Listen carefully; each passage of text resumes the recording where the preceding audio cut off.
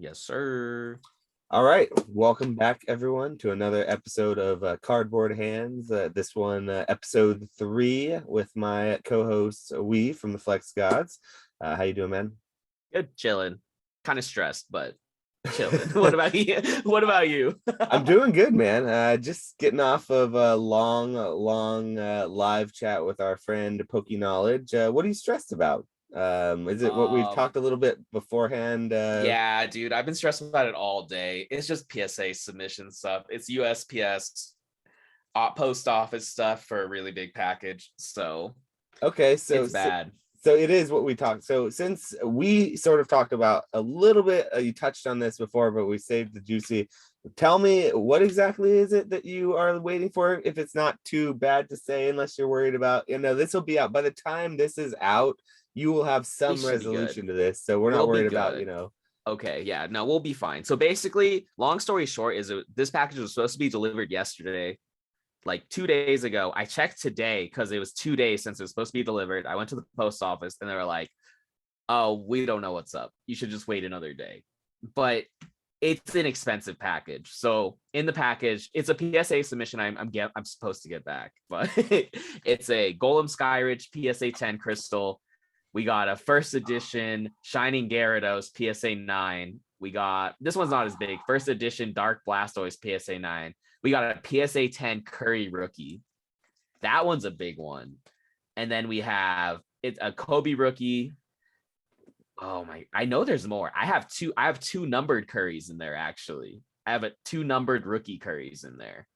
And then I have two cars for my friend, which I'm almost more stressed about that. But so it's at least like a $10,000 submission.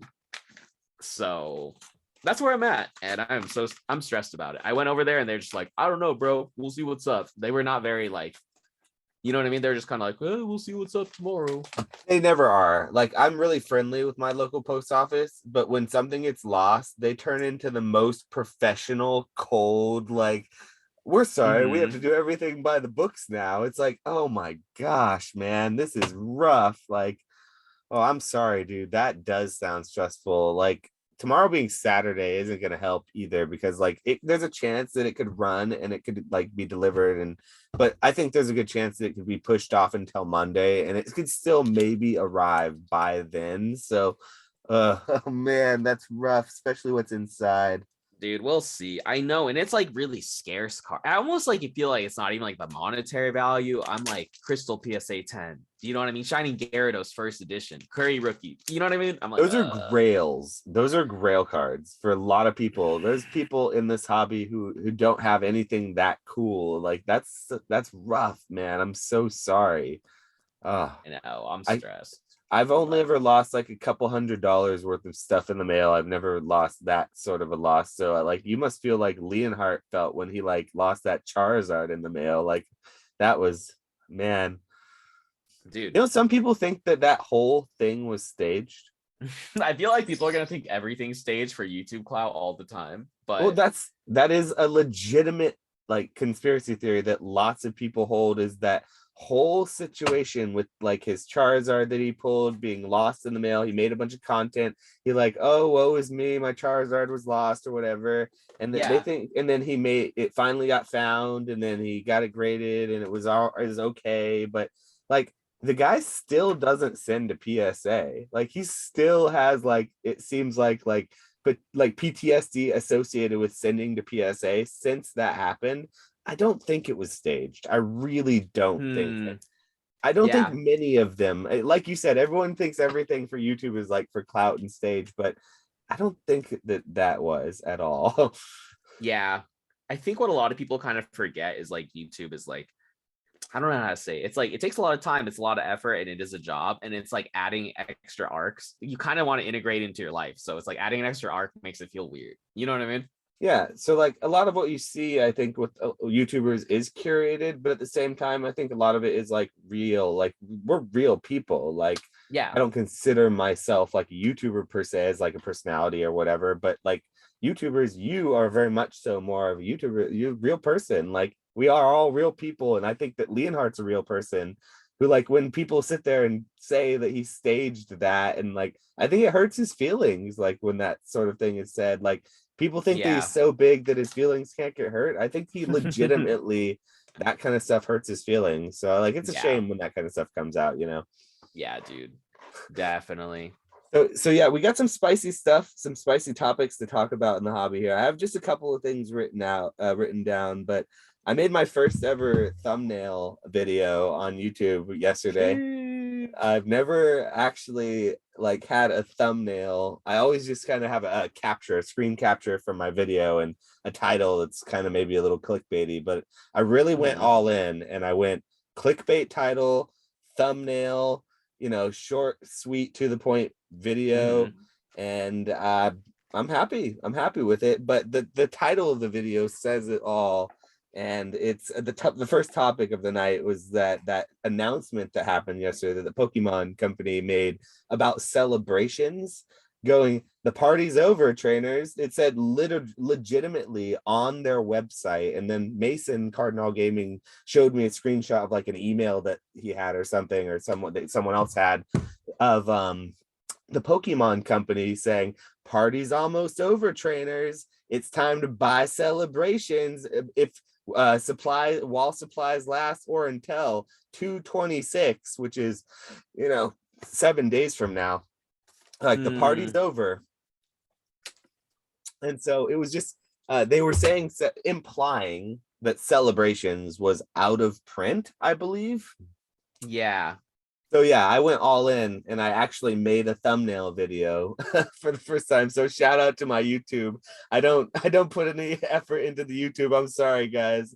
But hey, if anyone's out there watching, we appreciate you and I appreciate you. But we'll see how that goes. But I think it's warranted discussion. Like, what do you think? Do you think that celebrations truly is going to be out of print, or why do you think Pokemon would do something or say something like that, which is incredibly out of character for Dude, them? that's weird for them to do. Yeah, That's like like when have they ever super weird. said something was out of print? Yeah, they don't, it seems like they don't care about that. Do you know what I mean? They will just print things into oblivion. Yeah, and then they won't even So, say something when it's going to go out. It's just like not even the distributors, I feel like, no. Like I don't know. Like these Eevee boxes are sitting behind me. These things, my distributor was supposed to get them on release, like not on release, but when they were like released to all the game stores. I think it was almost a mhm. month ago. He didn't get Yeah. them. I didn't get them. He said, "Oh, sorry, they never got shipped, but here's some Pokeballs." And you know Let's how I feel, go. those Pokeballs, man. You know how I feel about those. But there's cosmic eclipse in them. But anyway, that I digress. These things showed up eventually. So they just, he didn't know they were coming. He legitimately thought they weren't. He told me they were not coming. And I bought two or three of them at like Target or Walmart when I saw them out because I thought I wouldn't get any. And then eventually, like just last week, he was like, "Oh, by the way, Eevee boxes came. You want a couple? You want your allocation?" It's like, yeah, I'll take as many as I can get. I love those things. Dude, those are But dope. yeah, I mean, it's modern is so weird, like how they don't tell you when anything's coming. And like I think it's a combination of like supply chain issue right now with all the whole COVID and everything's like on the trucks or on the whatever, the trains being on the tracks being held up, whatever it is, the supply chain issues, like you hear about it all the time on the news. I think it's a combination of that, and I think it's just straight up lies by Pokemon Company trying to shill their own product, which doesn't really need any shilling right now. Like, Mhm. do you think they needed help selling celebrations?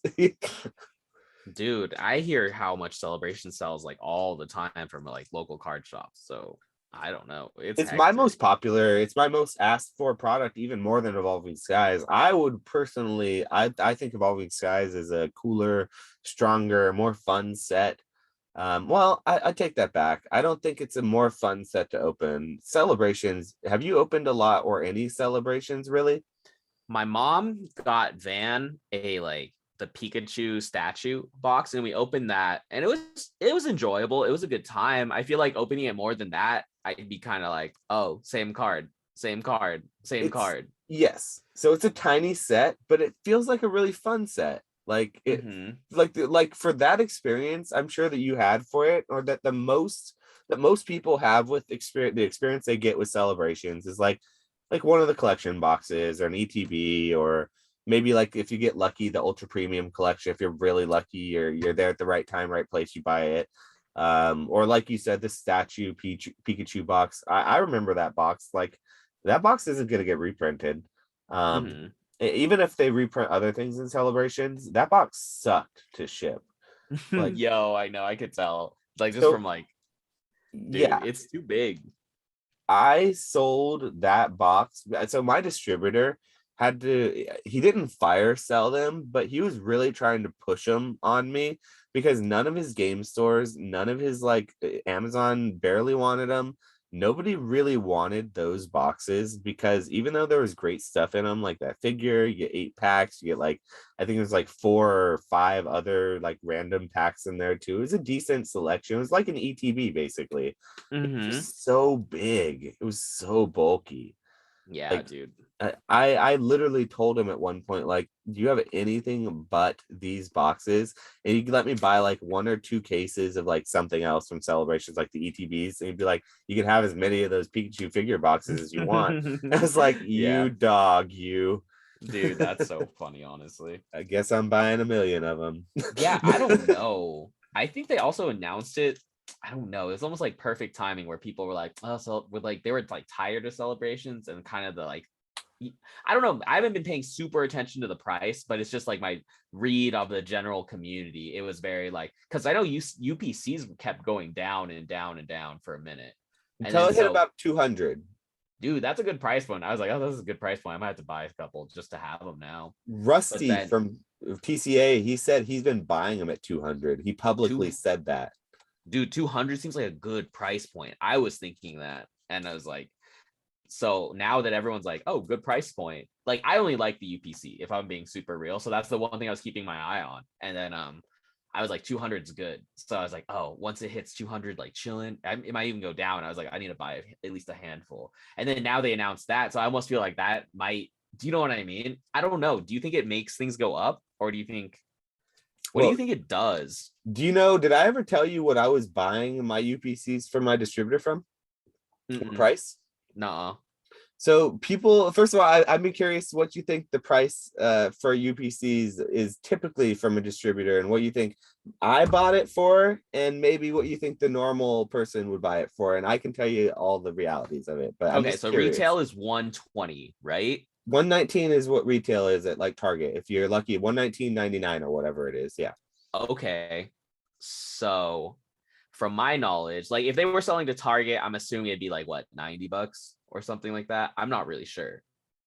And then, but I know that card distributors have been charging stores and other things more, right? Is that the I'll tell case? you. I'm just curious what your perception is of it before I tell you the reality of what it is. Okay, so that's my perception because I know from talking to other card stores, they'll be like, sometimes if market price is crazy, crazy high, distribution will be like, yeah, bro, we're gonna charge like if an ultra premium was like 300, they'd be like, yeah, they're 300, so we're gonna do 150 or whatever. You know what I mean? Yeah, Um, so you're not far off. Like that what okay. you just said is not too far off. So when ultra premium collections were first allocated with my particular, and everyone's distributor is a little different. Mine is a smaller distributor and he has more leeway in what he does because it's like a smaller distributor. It's not a big like Southern Hobby or whatever. So I was buying them. I had the option of buying my allocation of one case for $100 per UPC, roughly $100 per UPC, for 4 of them. And I personally, that was not enough for me. And so like the demand was so high for them. And at that point they were selling for closer to 300. So it was like 275, almost 300 or whatever. And I had people who were begging for them. And so I approached my distributor and I said, hold off. How about instead of me buying, my one case at 100, what price would you charge me if I could buy like as many as I want or like a larger amount? And so he's like, hmm. He's like, well, you can have your one case or you can buy at 200 you can buy as many as you would like. And at that time, they were selling for about 300 on the second, 275 to 300 on the secondary market. And they were retailing for 119 and they just came out. And, you know, I could have picked up a case for 100 and gotten my 4 and that was it. But I decided against that. And I Mhm. ended up buying, how many did I end up buying over the course of there's 2 weeks where I was allowed to do this, where it was in stock and I was able to buy in stock at that price. Mhm. I was able to buy more for about 2 weeks. And over that course of 2 weeks, I wasn't fire selling or anything because they weren't selling at like 300 regularly. It was closer to like 265, and they're a big bulky thing to ship. It takes a lot of packaging. It's one of the things that people who buy them, they really care about the condition. So like you have to actually Yeah. spend a little extra money packaging, getting the priority shipping, that kind of thing.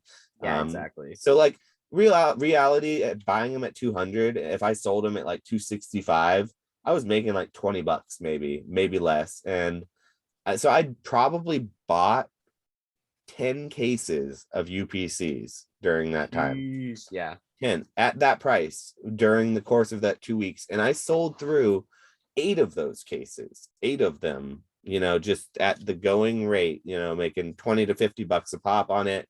Yeah. And you know, it was fine. I do still have 2 cases of UPCs, so I'm very Sheesh. happy about that because I have not had another chance to buy them. I don't believe they're getting another reprint. I do believe Celebrations or the Pokemon Company when they say that, you know, the celebrations, the party's over. When it comes to the UPCs, I believe that. I want to see the flyer. I'm gonna look it up. It's on their banner. It's just on their main banner. Literally go to Pokemon Center website. It says the party's almost over, trainers. It's like so like on the nose. And then That's in so my weird. Discord, Mason posted like he posted the another screenshot. Yeah. That's so funny. You know what I think is really funny is when people leave bad reviews on items. It's the the best. the Pokemon TCG Celebrations Pokemon Center Elite Trainer box has a average review of 1.4. I saw something similar to that. I feel like I forget what I was looking at. It was something that like people buy the bejesus out of, and yet it had a really low like star rating. It's like clearly that did not matter. People are still buying it, but they're not happy about buying it. It's hilarious. Mm-hmm. Yeah, I dude. feel Oh, these like comments that's are funny. yeah. That reminds me of that old. Have you ever seen the meme reviews of like the sugar-free Haribo gummy bears? Nuh-uh. So old internet days, like old meme internet days before memes were a thing, I feel like early 2000s we're talking. The first viral reviews that I remember were of sugar-free Haribo gummy bears or the Haribo gummy bears, but the Mm-hmm. sugar-free varietal, it's like the big bags of them on Amazon, I think. The reviews of the taste of what the gummy bears taste like are the funniest things I remember ever. Like as a young child reading it, it was like the funniest things ever. Like super early internet. Uh, Sheesh, that's funny. so yeah, Dude. I don't think so. To long story short, though, I don't think Celebrations is going out of print. I think they will continue printing Celebrations as long as they see demand, and they may not be printing more of it now because there might be a warehouse full of it that they already have that they already printed. That might be true, but I don't think by any means we're going to be done seeing Celebrations. Yeah. I don't know. You know a lot more than I do, but I'm like when I first started, I remember, dude, they'll do what they'll print random stuff. You know that. They'll print so much random stuff. When I first started, it was common knowledge. Everyone was like, they never reprint ETBs. They never remake ETBs. It's too much effort. And then guess what? They made so many different types. They reprinted ETBs all the time. Like, I Cosmic don't know if it's Eclipse. reprinted. Yeah, I don't know how it works necessarily, but you Yeah, know, yeah, like the ETB thing is so funny with Hidden Fates because that is something that, yeah, what you're talking about. I remember hearing about people saying about, oh, Hidden Fates ETBs, you're safe. They don't reprint ETBs. Maybe the dude, I thought they tens. were so safe. And then here we go. We got these ETBs with totally different, you know, there's first print, second print.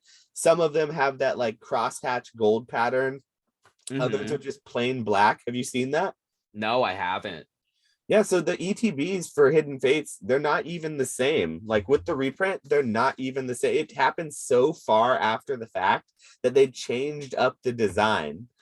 Sheesh, that's crazy. I didn't know that. Yeah, I I opened up it out all my hidden back fates. because I just kind of have bought a lot of Hidden Fates, but it was apparent big time when I bought my most recent purchase of Hidden Fates. Mm-hmm. I was buying from somebody who clearly wasn't buying from a distributor. They were buying from the local Target, online, whatever, where eBay, wherever they could, I'm sure, for Hidden Fates, because I saw they had first print and second print, and they had it in a case box, but it was sent in a Vivid Voltage ETB case box with Oh yeah, mismatched Hidden Fates ETBs. It was great. dude, Um, that's funny, honestly. but yeah, they were two different prints, and I could see that they were different prints, and I it wasn't something I was worried about because like I've seen that, and I know the fact that first print has like, I think it's the first print has like all black on the ETB, whereas the newer print has like this subtle gold like honeycomb pattern. Mm-hmm. But when you see them next to each other, it's very obvious, but when if Oh it's not yeah. next to each other, then it's not so obvious. Sheesh, that's hectic, dude. Yeah, I didn't know so that I don't actually. know, like modern, like you said, they'll reprint random stuff. I wouldn't, I would take it for a large grain of salt with what they said, you know. Yeah, I mean, I wouldn't be surprised if they like did it, and then there was like people are like, "Oh, I want this," and they're like, "You guys asked for it, so we're making it again." It's for you guys. This isn't for Yeah, us to make money. This is for you. You you know asked what I for mean. it. I could see that. I mean, it sounds like a good marketing ploy at the end of the day, I but mean, they have nothing to lose. The only one who has anything to gain by them shilling their own product is them. Like, what's gonna hurt them? Like some small time YouTuber like me making a video saying the Pokemon company is lying to you. You think they care? They don't care. dude, I don't think it's. I don't know, man. I mean, do you remember when they what did they reprint Ultra Prism? That Yeah. one was really random. That was so random. And that was a real reprint. So I we talk sometimes about the difference between on the channel between like reprints and restocks, but Hmm. like that was a real reprint, Ultra Prism. It got booster boxes and everything. So that was a weird Sheesh. one. Yeah, So you're right. They'll do what they want. Pokemon Company, they do what they want. dude, that's why I gave up on like that's why I'm like I don't know, it's too much, there's too much random things going on, and you're at the whim of the company at the end of the day with moderns sometimes. So I'm like, I'm just gonna chill on it. I'm gonna wait till people forget about certain sets, and then I'll buy the cool full arts I like. That's where I'm at, you know what I mean? That's pretty smart. I take that strategy myself. I usually sell out of everything that I have of a set on its release, and then I wait for the second and third restock to start taking to my personal position. There Mm-hmm. have been two occasions where I didn't do that, and Brilliant Star is going to be another occasion where I don't do that. I'm not Mm-hmm. going to sell out a Brilliant Star on the first wave. Yeah. Yeah, and it's for the same reason I didn't sell out of Evolving Skies on the first wave.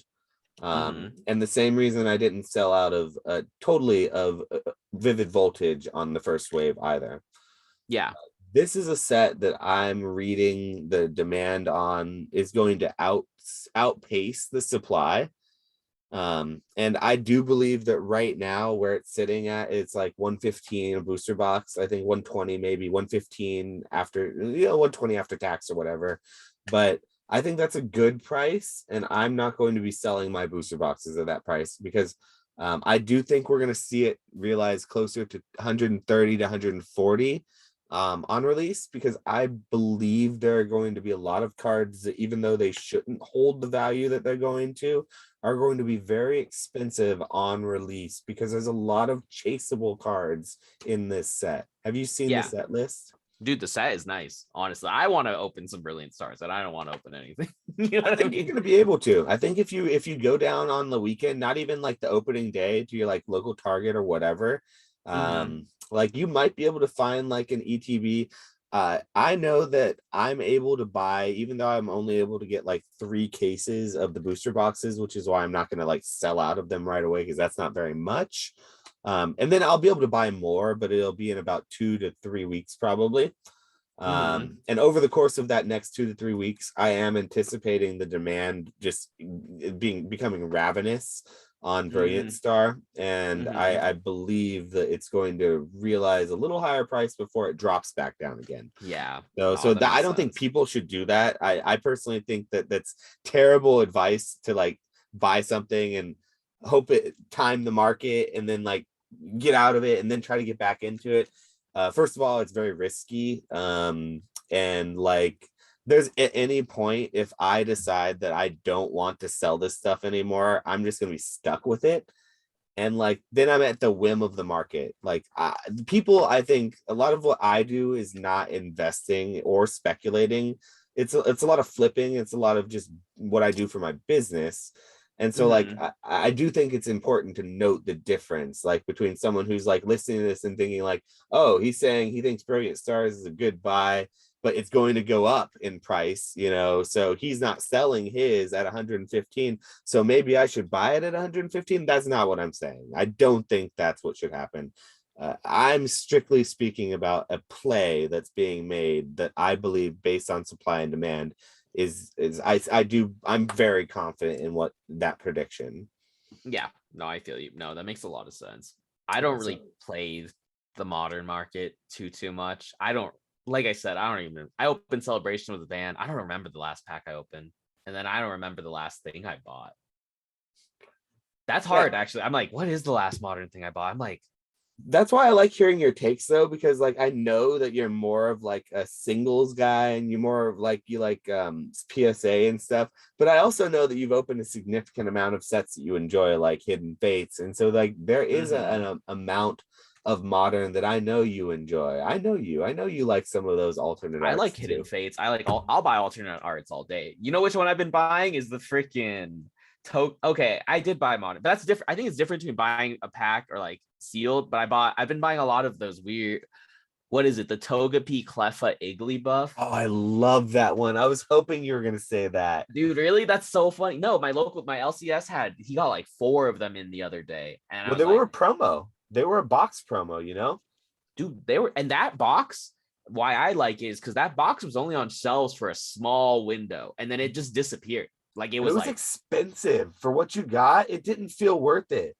and I don't think a lot of people bought into that box. So I'm like, this promo is lit. Like, And it and the was art, in the hype, but even though it was in the hype, people saw it was like a pink box, a cutesy box. I feel like for some reason there was like a lot of the hardcore nerd culture who like saw that and they're like, I don't want that. That's not for me. They're like, that's like for my little sister or like something. And it's like, it's a cool looking box. Like it's a really like well designed, but it did feel like the pack selection in it was at the time it felt like underwhelming. And it was very expensive. Like I I know it was like passed that 50, up. 60, wasn't it? I don't It's remember. 50 or $60. Yeah. I It remember was, passing it up. There's a time where I passed it up in Target.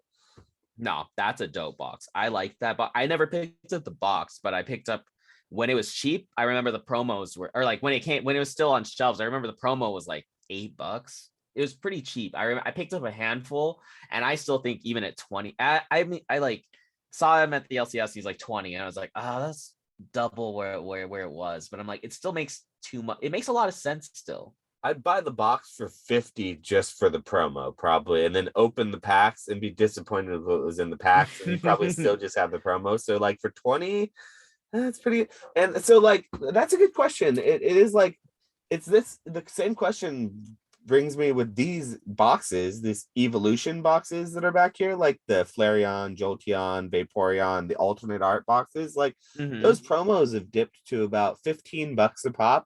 I saw them selling for on like Facebook with like no fees, friends and family. If you wanted like the better one to be like closer to 100, but I saw them selling for like $90 with like, you know, flat out. That's $15 a promo for the sets of all 6.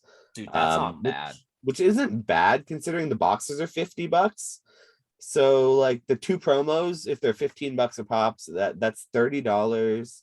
I mean, then the packs are 6 packs in there. So like I still think that's a little expensive, $15 for a promo, but like they're so beautiful.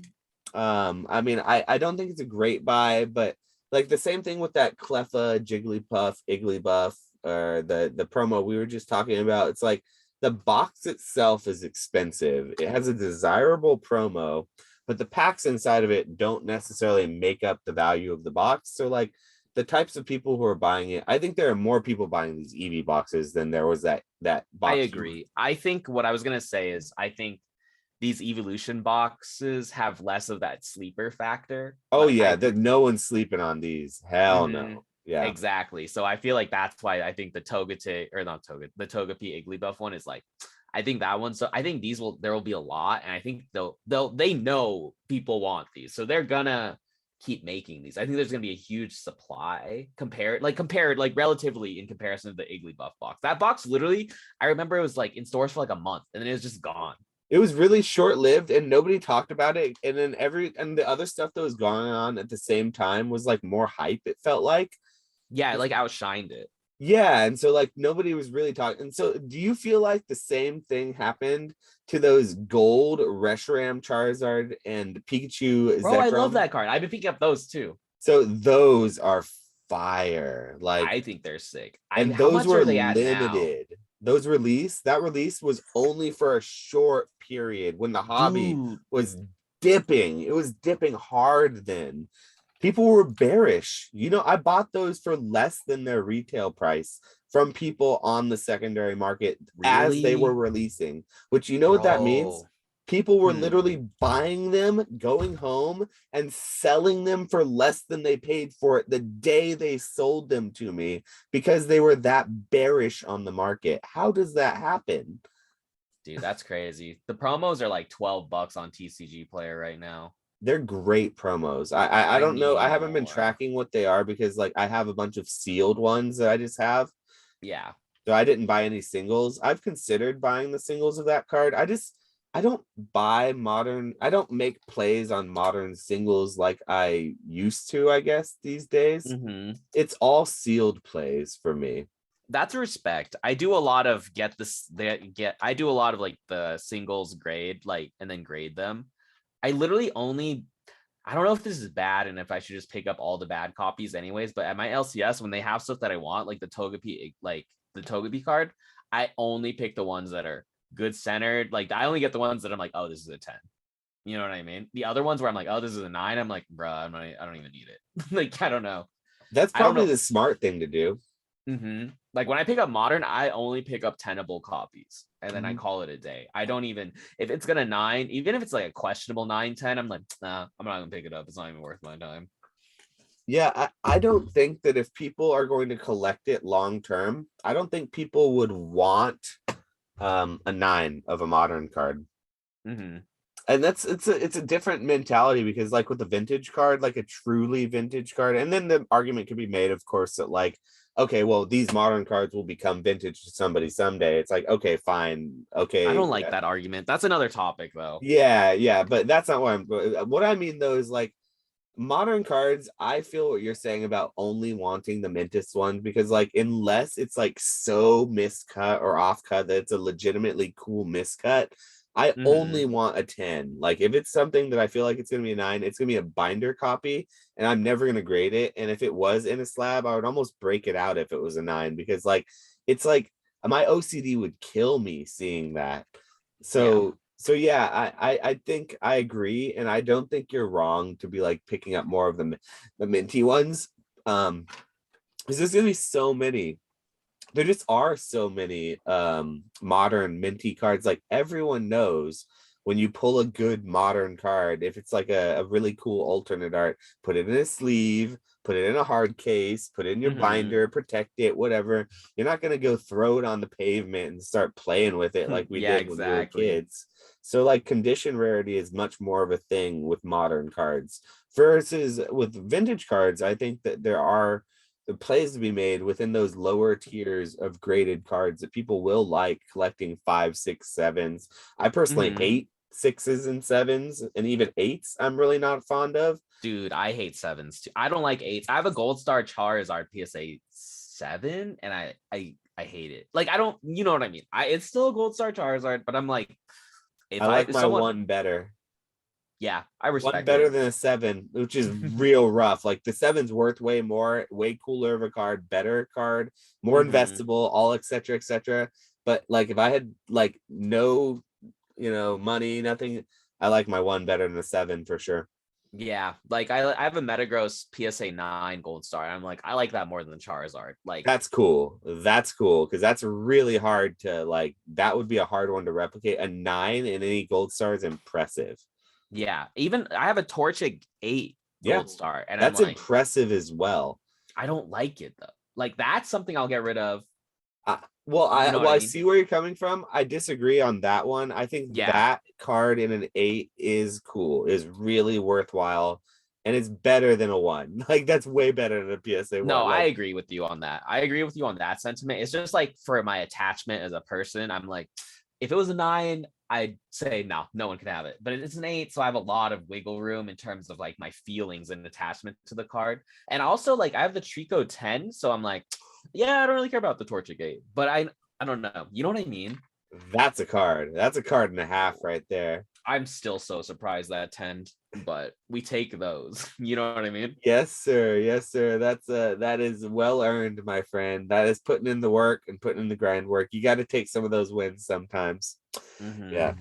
So another thing that I was hoping to curious to hear your thoughts on, but PSA just in the last couple of weeks, speaking of graded cards, they opened up the $50 tier for middlemen. And this is not like new news or anything, but more Yeah, so this question isn't about the $50 tier, but it's more about at what level do you think it's going to start getting silly again with PSA? Because right now the service times are really reasonable and they're dude, the actually service getting times are things back good. before they're saying that they are going to. So like you know that recent lottery thing they were doing?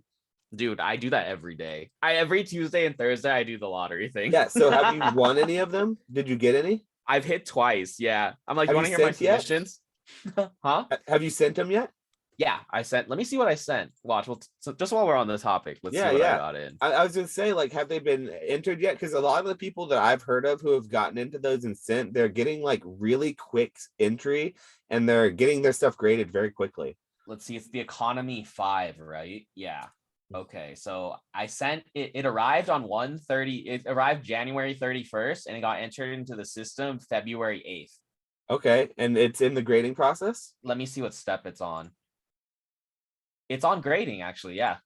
Yeah, so that's on par. So there, it's looking like it's about the old express rate, which for $150 used to send, and it would take roughly a month. After all is said and done, it would take about 2 to 3 weeks while they had it, and then about a week of shipping. Mm. And so like that's really good for that $50 tier for them to be getting it out that quickly and on doing it regularly. That's really good. That says to me we're ready for another tier opening. We're almost ready for Dude, another I'm tier opening. excited. I'm so hyped. I know they're doing the $50 group tier, which is good. I Yeah, can't and wait so my until it's just, question is, when does it get silly again? At what level dude. do you think people will start overloading and sending again, and then we'll start seeing it not a decrease in service level times, but once again an increase? I can see it at the 50 if I'm being real. I mean, just like doing the raffles for the 50, you see like at least 2,000 people are entering. When the first couple of weeks, I think it was like 2,000. The highest spot in line I had was 2,400 or something like that. So you can currently send as many cards as you want through a middleman for $50. So I wonder why people are so like ravenous about these raffles. That's what I'm They curious. have so basically how that works, because I was like looking it up too, but basically with the middleman, they have limits on stuff. And Oh, so they have to do their submissions through like, it's like weekly tiers. Do you know what I mean? So if you submitted, I know with some middlemen, if I submitted to the $50 tier right now, they wouldn't be able to send it for a month and a half. really? Okay, so it's That's still what I saw. Like okay. they're So still I limiting haven't it. looked into that clearly. I mean, because I was under the impression because do you know who old school Pokemon is? Yeah, Nick. yeah, yeah, yeah. Yes. So I was watching him and Dan's Catch 'em All Collectibles podcast, and I feel like Nick mentioned something about he's going to be sending all through a middleman service, and he's like, yeah, I could send as many as I want, it was fine. And so I just assumed that all middlemen were sort of working with that same level of like you can send what you like, but that's interesting if it's like if they still have to go through the lottery system themselves. And Oh, so they you're don't have to like, go through a lottery. They have like limits them. Like they don't have to do a lottery, but they have like every month or every week they can send 200 or 300. I don't know the exact numbers, but But that's they're throttling it. They're throttling yeah. it back a little bit. So you can, and they're like, yeah, like you guys can send as many cards as you want, but please like limit it to 25, like stuff like Okay. that. And just be like, just know that it's like there's a line, yours will get submitted when we have more out. They have their own allocations at that $50 tier. So I think 50 when it opens for normal people, it could be dumb.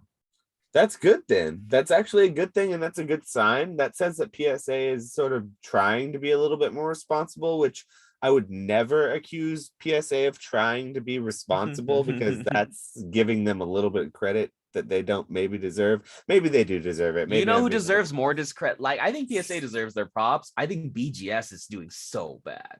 Dude, when are they going to give us an online submission form for BGS? Like, what age do they think they're living in that they can't even do like do I have to send my cards through the Pony Express to send to BGS? Dude, BGS is so bad. The only tier they have right now is $250.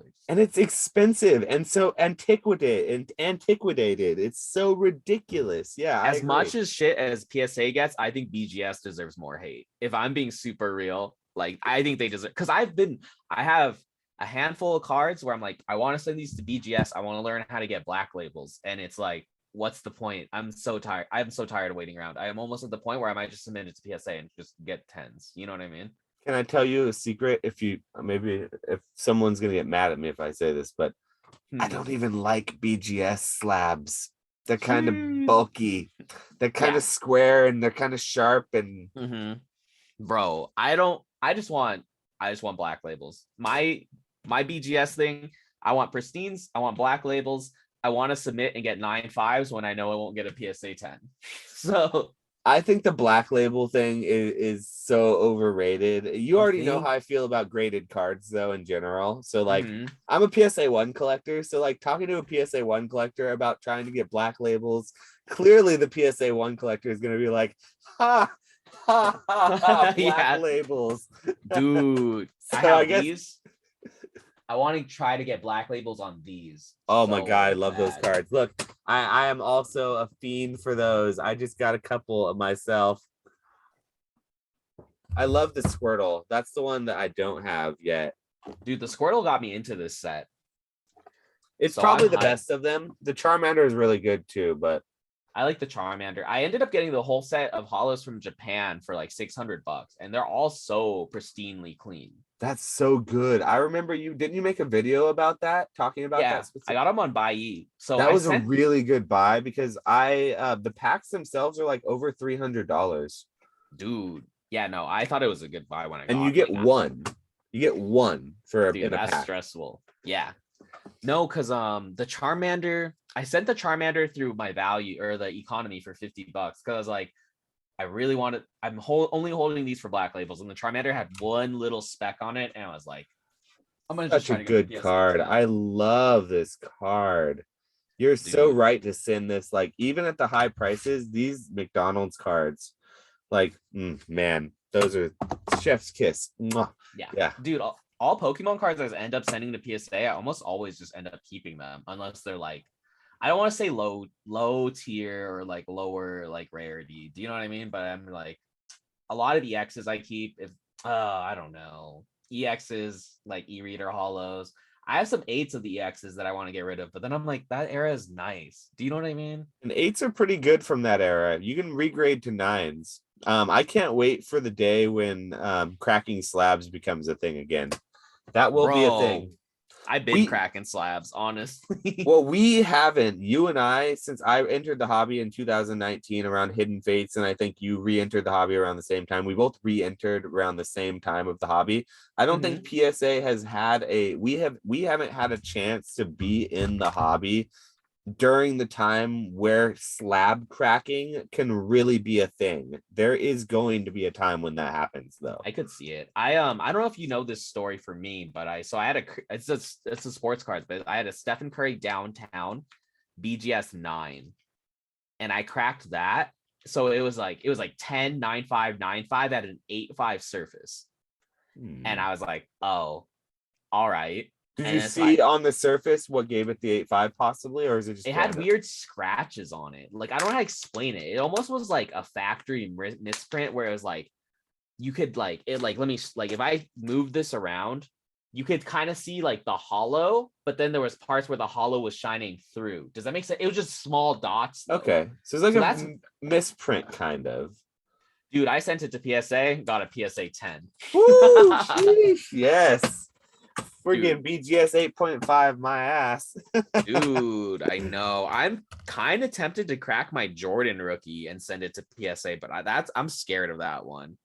So, like the thing about cracking slabs is that like if you're somewhat confident you can do it without damaging the card inside, once PSA opens up its $10 to $15 tier again, it's like almost if you think there's the remote chance that a 9 could 10, even on a bad day, if it's like a 5% chance, sending it in time after time for $10, $15, if it takes 2 to 3 months, just keep on doing it, baby. Just keep on doing it till it gets to 10.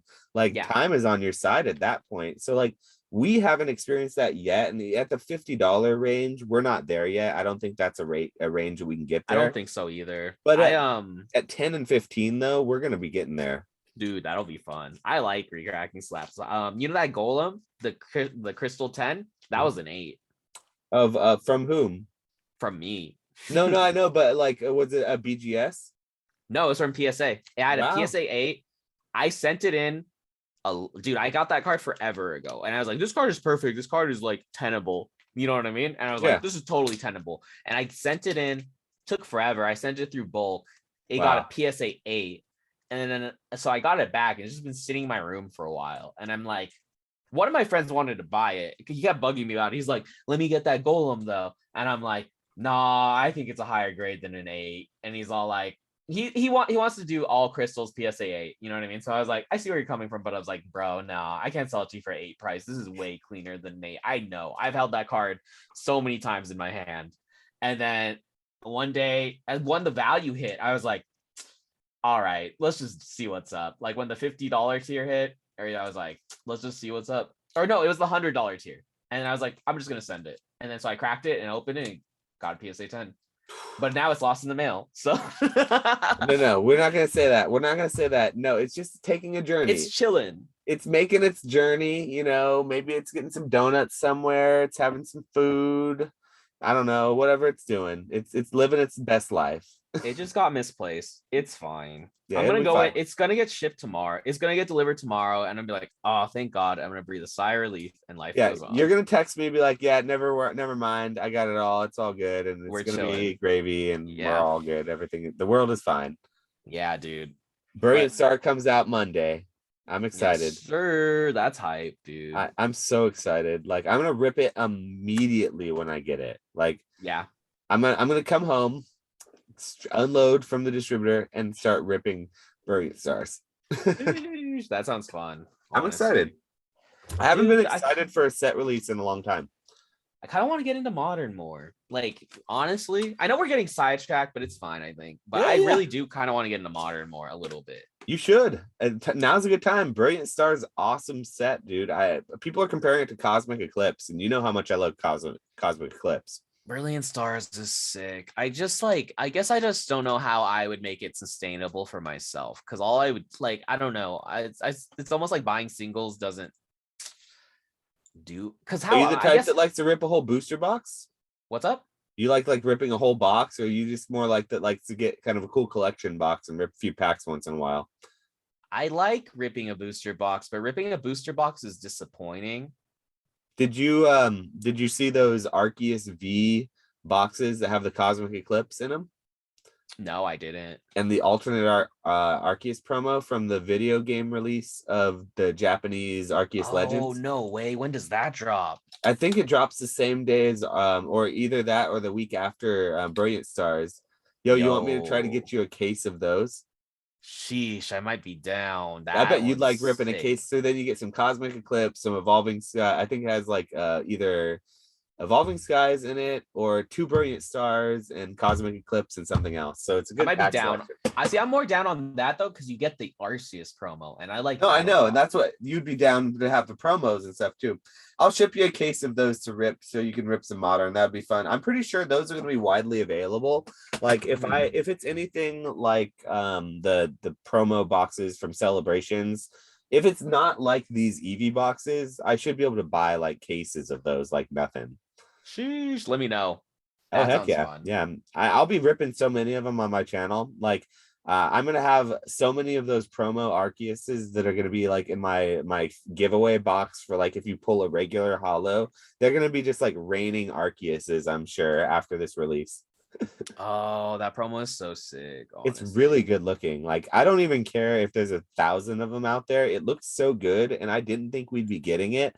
I almost bought the Japanese Arceus Legends game just to get that promo with it. Dude, that's so funny, honestly. And then I would have had to play it in Japanese or like change the settings on it. It would have been hella funny though. That would have been pretty funny.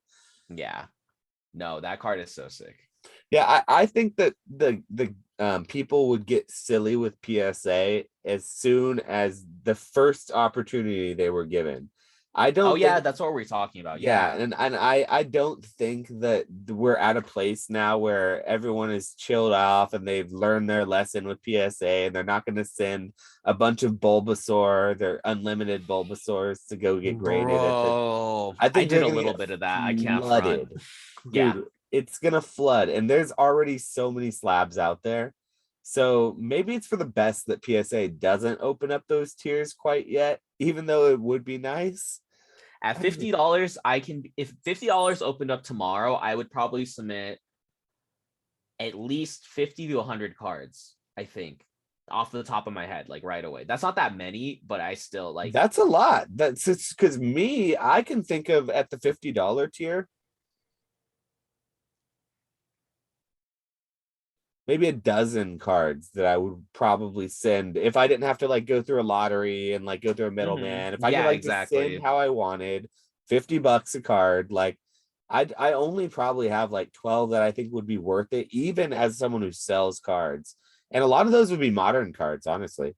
Yeah, no, that makes sense. Dude, I like modern 10s a lot as much as like, you know what I mean? I'm like, oh, I don't really like modern, but I love modern. I love modern alternate art 10s. Oh, those are so nice. Like I would send a couple of these stamp promos, the Cramorant and the Pikachu, those modern cards in. Which Like, the Jap oh yeah, those are sick. yeah. Those are so dope. I kind of oh man, I always forget about all that cool stuff. Yeah, those I just picked up a second copy because Yeah. like I like the box, but I really like the cards. And so like I think, yeah, here it is. Yeah, How much did you get the box for? so the box was 200 when I bought it, and it comes with all the bells and whistles, the stamps, and like That's the not extra thing. bad. Was that a while ago? That was when it first came out. So I don't know what they're selling for now, but I don't think they're that much more. I think you're close to that. This alone, the promo itself, which there's both promos sealed in here, which is the really only thing you're buying from the box, was like $115, which I feel like is pretty good. So like I bought this as an extra, and I also have the box too, because the box looks good, dude. Have you seen like what it looks like? Have I shown you maybe? I haven't seen it in person, but I've seen like videos, you know. Box looks good. Yeah. It Dude, looks I want it. real good. Like it it like displays nicely.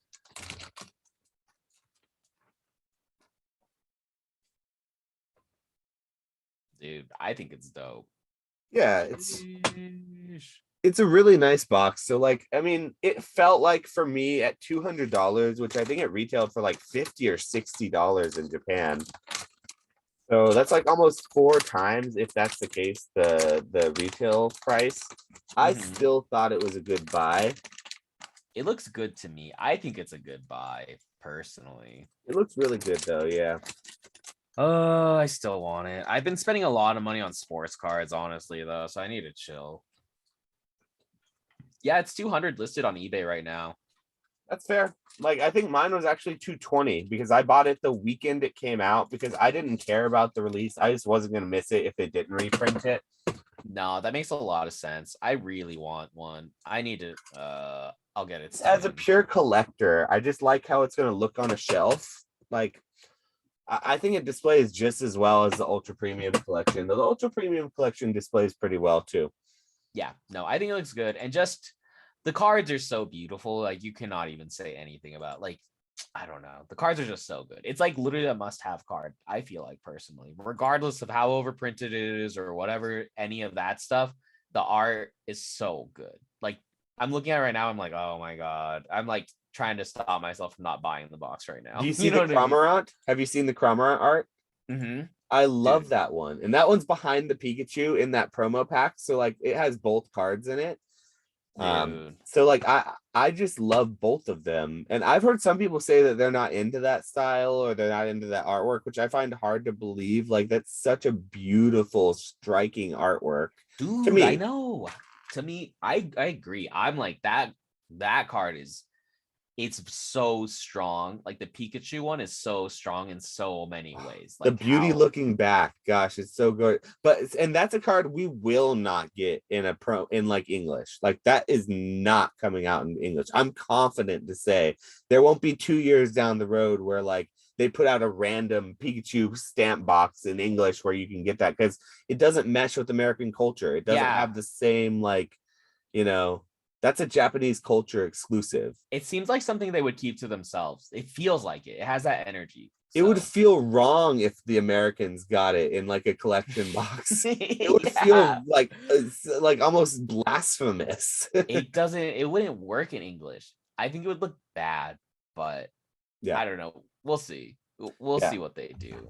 No, I didn't think they I were so gonna make that would be one of the few cards I would probably send that like I have that I would at like the $50. I might do that. Some things like that probably, but like with vintage things, like I'm still at the point where I think I would wait and for like those lower tiers, just because like there's so much of this stuff coming back. So like unless I'm trying to beat the market and beat it coming back, of the vintage stuff where there's not a lot coming back, I would just be patient on because it's gonna get cheaper to send. And it's like it's not like you're in a big rush with vintage. It's not like there's a lot coming back of certain vintage sets if it's truly Mhm. rare. Yeah. No, I So feel that. I agree. so the next topic that I kind of had written down here was something that we touched a little bit on in a live that I was just on, but I definitely want to hear your take on it. But there was this $1 million box break that was touted to happen at Collecticon this next weekend, and it Mhm. involved four different booster boxes of like the four greats, which one of the four I don't think deserves to be on this platform, but we won't say which one of the four. I'll let You the already viewers decide. Yeah, you already know. know. You already know which. So it was a Magic the Gathering beta booster box, which is to be honest, the most rare out of all of the booster boxes that are in this break. So Magic the Gathering booster box, first edition Pokemon base set booster box, which that's pretty awesome. We've seen a lot of those this last couple of years, which is crazy. Legend of Blue Eyes, first edition Yu-Gi-Oh! And then the fourth one is the Kickstarter MetaZoo booster box that got thrown into the mix. So, um, yeah, so those are the four. It was $1 million box break. And allegedly, I don't know how true the math of this comes out to be, but someone in my Discord whom usually does really good math, and I do trust. So shout out to Dan, Catch 'em All Collectibles. He had a statement about the auctions adding up to roughly, I think about he said something about like $450,000. So that's closer to a $500,000 booster box break, which at that point, I think that beta Magic booster boxes run close to just that level on their own.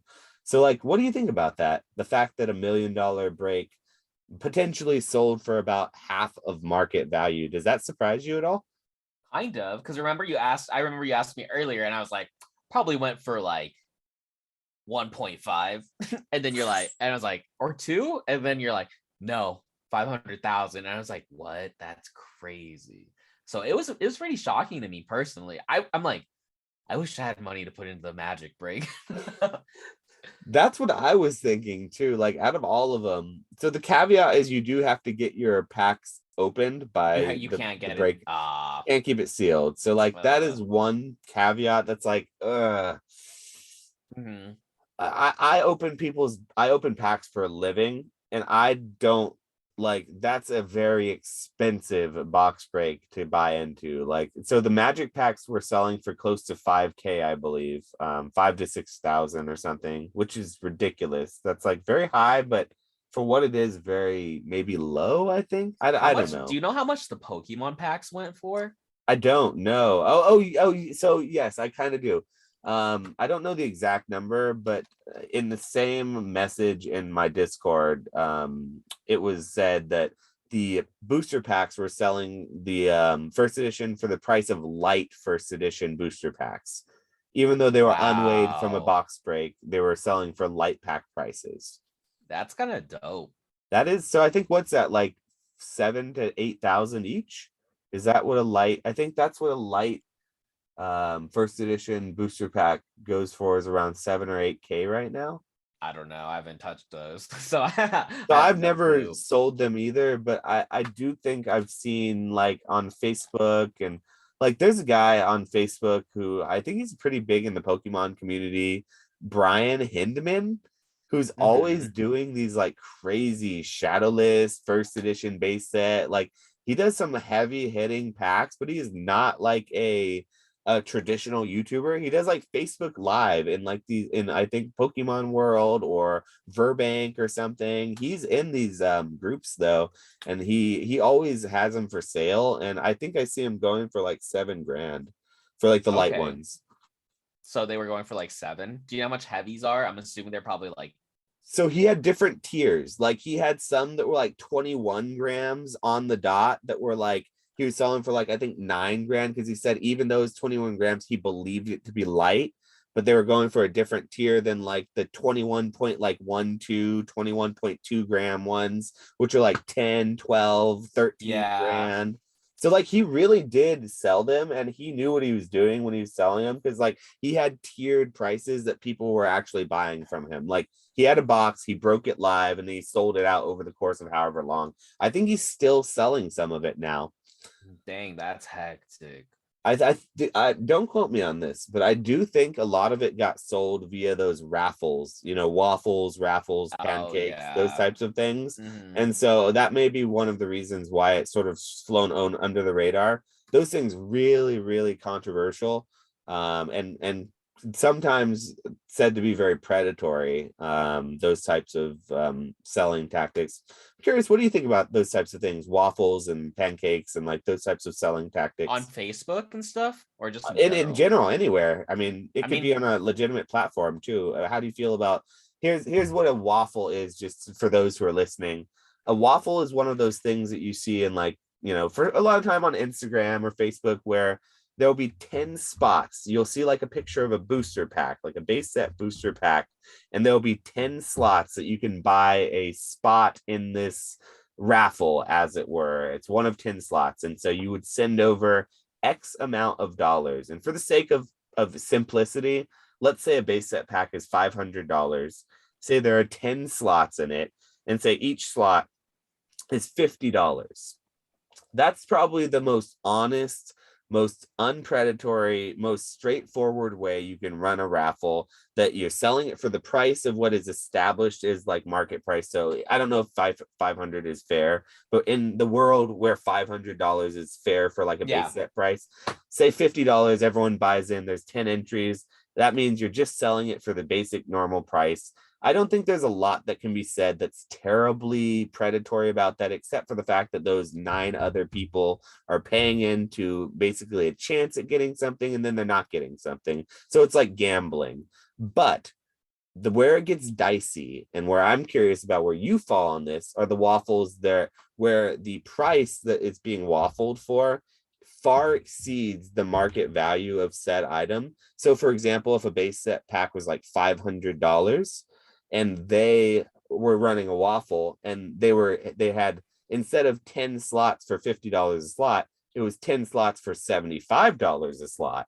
So then it's coming out to be $750 instead of $500, and they're selling it for 50% over market value.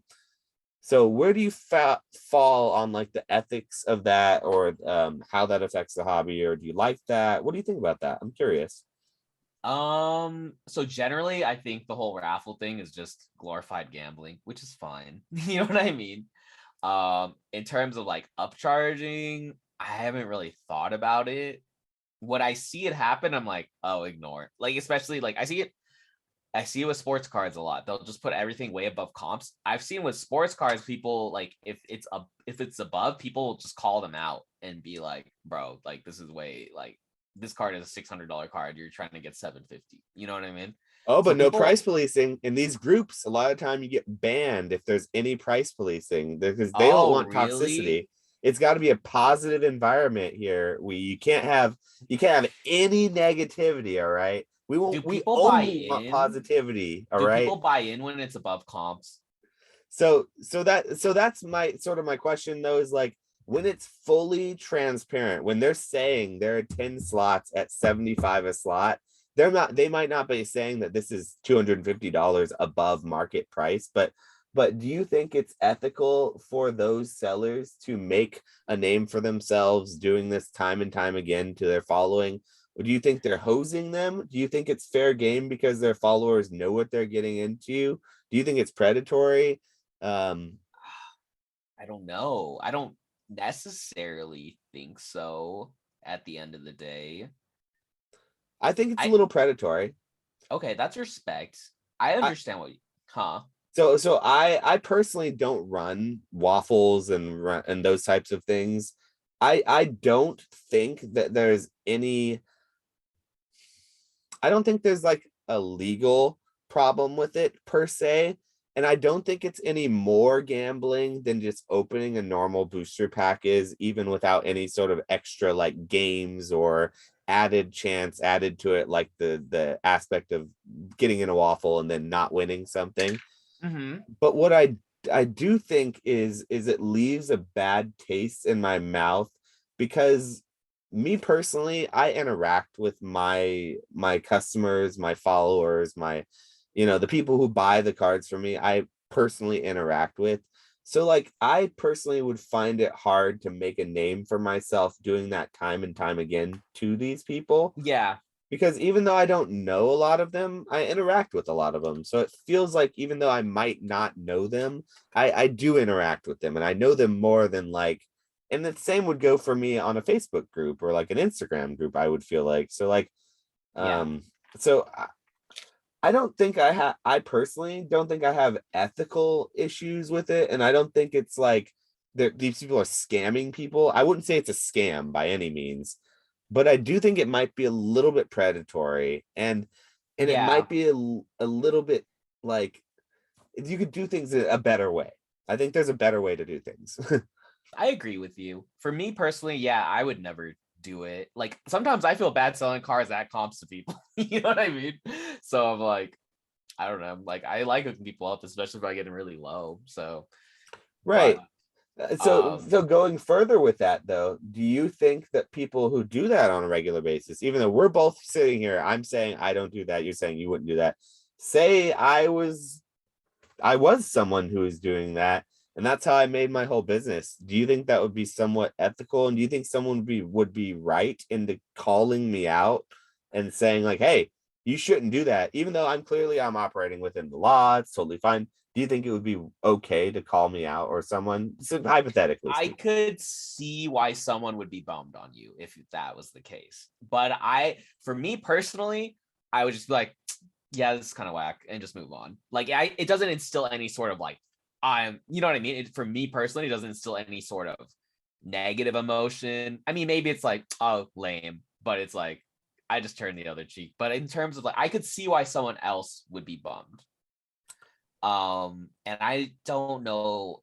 I mean, I don't know if it's because then you can argue that it's like, if you don't like it, then who cares? Just look the other way, or like don't even like pay attention, don't even. But then also you can also argue that like someone who does do that, they do the waffles, they do the upcharge, they're allowing someone to have a chance of winning this product at a fraction of the price, which is a service in its own way.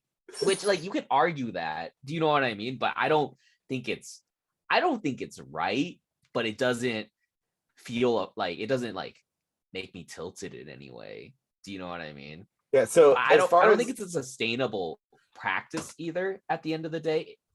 I But think maybe it's like it it is is sustainable gambling. I because they're think it's addicted to more gambling. gambling. It Yeah. feels a lot more like it, to the point where my platform has banned it. Mm-hmm. Whatnot does Jeez. not allow that on the live stream platform that I sell on. It's Mm-hmm. strictly against their policy to run duck races, waffles, like spin things where you so basically the way they police it is anything you sell, when you sell something to someone, like say I wanted to sell a $50 duck race or a waffle, like an entry to like some spin wheel or something where you get a prize, only one person wins. I can't sell someone $50 and send them just $1 product. I have to send them $50 worth of product if I sell them $50 of product. Okay.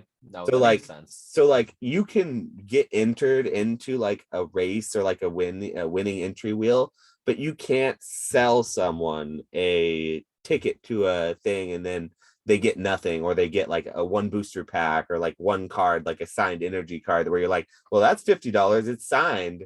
You can't do Mm-hmm. that. It's against the rules, and if you are caught doing that, you'll get like a strike, and then you'll eventually get banned. So That makes they've sense. actually taken a stance against that. But something like Facebook, something like Instagram, they don't care what happens. They're like, hey, we're not a selling platform, we're just a social media hub that people love to party on, no responsibility on us. but Yeah.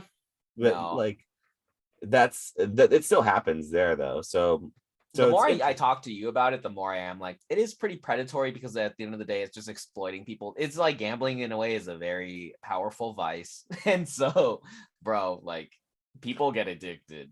And dude, I'm in this one sports card group and they do this. So it's called, what is it? I don't know if you've seen this format, but it's like a format of like, let's say I have a card. Let's say this is $100 card, right? Mm-hmm. And so 4 people enter.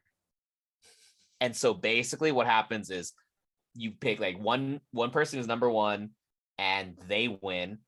2 and 3, nothing happens. They don't do anything. They're completely neutral. Nothing happens at all. And then number 4 pays the whole cost of the card. What? so so the math on how does the math on it work out for like the seller versus the buyer on that sort of a situation? Nothing. It's just complete and utter gambling. It's literally like, it's like, let's say me and you and 2 other people, we just say we want to play the game. And then we play the game and they spin the roulette and they determine it's like number 1 is winner, number 2 is law, and you get your number. So let's say like you get number 1, so you win the card, and I get number 2, and I'm like, oh, cool, I don't have to pay for the card. And then some random dude hits number 4 and they just have to pay the full fee. So that is so predatory and so potential. It leaves so much room for scamming. Like all we have to do is get one of our friends to either run, like oh, not we, but hypothetically, like if you were going to try to run that as a scam, all you would have to do is get one of your friends to like go and enter in that same thing. So your friend, you get one friend to run the whole thing for you, someone who's like not you. Then you get Mm-hmm. your other 2 suckers, right? Or your 3 suckers to enter it. And then you have the one person who's like with the friend and they're being entered, but then oh, it just so happens they're in spot number 2 every time and Yeah, they're never liable. So it's just like I mean, there's so much possibility for scamming with that kind of dude. thing. They do And have so, like designated like runners in the group. Do you know oh, what I so they mean? already have taken this into account because it's so easy to scam. So they think that there are ways to protect against it. Gosh, that's horrible. That is just horrible to me. That's Dude, gonna get it's shut down hectic. so quick once it's like out in the open, I bet. It's a private group. So like my friend invited me to it and I was like, I saw the game and I was like, this game is horrible. I bet I you was it's like, not just that bro. group though. That sounds like something that's very normalized. It sounds like something that's very common, and I bet you it's not just that group. Yeah, no, I believe it. And I'm just like, bro, this is literally like, I feel like this is like, I mean, raffles are kind of like, they're gambling. It's at least a little bit like, it's kind of not like, it's obviously gambling, but it's like at least a little bit like, yo, you pay $10, you get $100 item. It's a cheap buy. This one is just literally like, give me that, like, give me that. You know what I mean? Like they're like, give me the rush right now. And it's like, am I safe? Because it's like 3 people in that feel good. Well, And yeah, and one, then what happens if someone who number 4 just decides to dip? 4 is I, just like, you know what? I'm disappearing. I'm ghosting. I don't know how that works. I think the group is very like tight and like you have to be invited. And so I'm it's like, sure. Yeah. So like when I first started ripping on Facebook, like I did it on private groups as well. And a lot mhm, of the people, they are very tight-knit groups, and like you're not going to get scammed by these people because they're all so friendly with each other and they know each other. It's like mhm, it would get out very quickly if you're trying to scam people like in those situations. So I think you're right about that. mhm. Yeah. But yeah, I So, think it was it's just it is interesting because like it's a good topic to have because I personally don't buy into those, and I never have, and I never will either, because I see it as predatory, and I would just personally would never buy into that.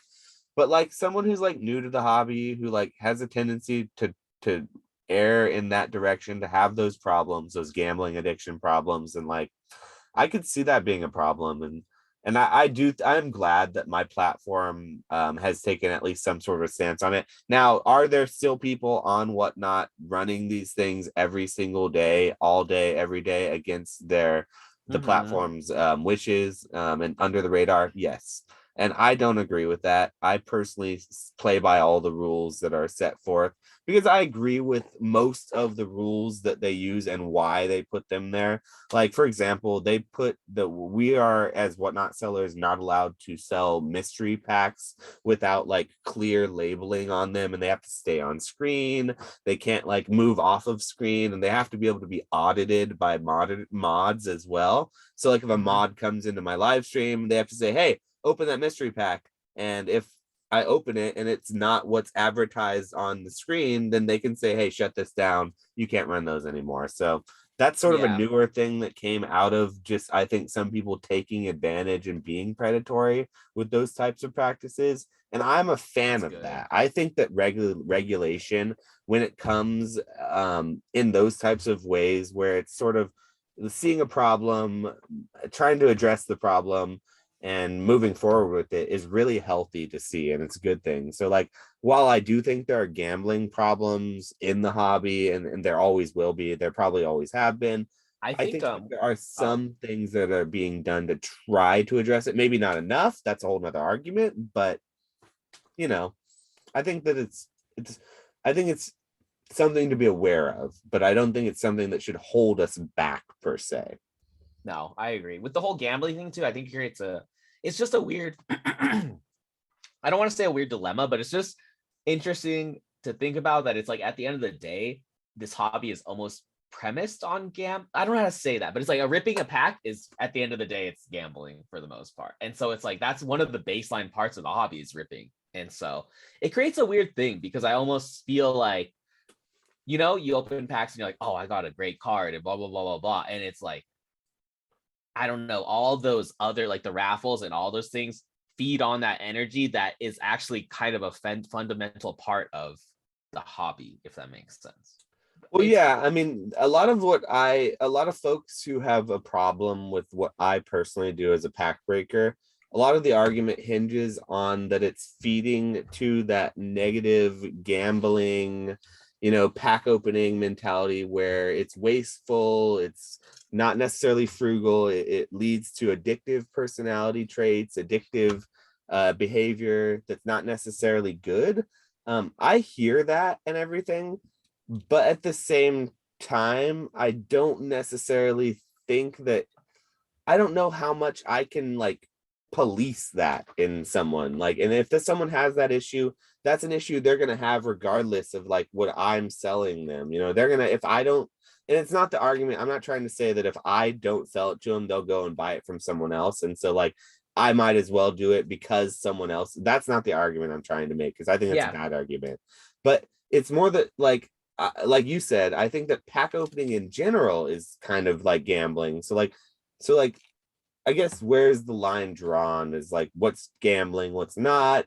Like any sort of a pack opening is somewhat gambling, because we all know buying the singles is more frugal and it's smarter, but it's more fun to open a pack. So It is more fun to open a pack. It's fun. Like even like my math brain, like my logical brain is like buy singles, never rip, never do this, never, you know what I mean? But then sometimes I'm just like, dude, it's $20. Who cares? You know what I mean? Let's just see what's up. Like literally, like I remember I bought the Vaporeon box, and because I actually had one in my store, and I was like, I really want the promos. So at least the promos are 15, the other one's 15. So then in a way, then I have the 20. I think it's like, how much was it? Like $50 for that box? there's like 50 plus tax. It's like a $60 box. These things are expensive, man. They're very Yeah. expensive. And then I was like, smart person. I had this moment. I was like, smart person would just sell the packs. Don't open the packs. Just don't do it. Do you know what I mean? Yeah. I'm like, sell the packs, and then you got the Vaporeons for around how much they cost anyways. You Yep. know what I mean? And then I was like, nah, I'm gonna rip the packs. It gives me an excuse to rip the packs. And I was like, you never rip packs, just do it. It's fun. And I was like, but that dude, I opened them, and I got, surprisingly, I got like a gold fire energy from I think it's Evolving Skies, and then I got Aroma Lady Rainbow. And I was like, wow, I actually got like 2 hits. That is very surprising. That never happens. There's But only 6 packs in them, which I thought there were 8 packs in them. So like when I was buying them in my math in my head, I was calculating 8 packs instead of 6, which still at 6 packs, I think it's still a good deal. But yeah, I mean, it's funny because there is something to be said for opening packs. My whole channel and my whole brand is built on opening packs. So obviously I believe that, and I believe there is a value in that experience. I think it's fun. I still, even though I open a lot of packs, like just a couple weeks ago, like my girlfriend and I sat down, we opened up a ton of Battle Styles packs because, well, A, I know, but nobody wants to buy Battle Styles. And B, I like Battle Styles and I just like opening packs still. And it's fun. So like we still opened some like Battle Styles packs, which was kind of fun. But like people think that like I open a lot of product, but I really don't open. I open a lot of product for other people, but I don't open a lot of product for myself. I'm like you, I don't open a ton of product like modern. Like I will open a little Brilliant Stars. I've been going back and forth on whether or not I want to open like a booster box, or maybe just like I was saying with you, like a case of the Arceus V promo That'd box. be fun. Just because it's like a variation of packs and it's not like a whole booster box, and I get a bunch of promos with it too. So like maybe I'll do that instead of opening a booster box, because it sounds like a little more, and then I could find the good promos and set those aside, and that might be fun for me too. Yeah. So I like, don't know, man. For me, it's just, I agree. I agree with you though. But like you're saying about modern, it's just not something that I also open a lot of. But Brilliant Stars may be an exception. It sounds fun. I mean, I like Hidden Fates. Hidden Fates was fun. It's just, at the end of the day, for me, it just goes back to the logical side, and the logical side has to win, I guess. But it's fine. But I'm just like, it's just like, I'd rather not deal with the 10 disappointments to get the one time where it's like, oh, this was so worth it. It's never, I don't know, it's never really worth it. Do you know what I mean? Like for me personally, like the experience is nice. Don't get me wrong, but the disappointment afterwards hurts my soul, because I'm like, I'm very like with Pokemon cards, I'm very like math brain about it, where I'm like, well, I can use this $50. I could have used that $50 to buy a gradable card. I could have used that $50 to pay for my next PSA sub. You know what I mean? That's what PK Pokemon Knowledge was just saying about like a $50 to $100 purchase of a modern card or a modern like booster box or modern collection box is like, that's like a slab that someone's trying to sell right now on an auction that they really shouldn't sell, that you could pick up, and it's like a vintage EX card, or like a base set PSA 9 in some regards of some things.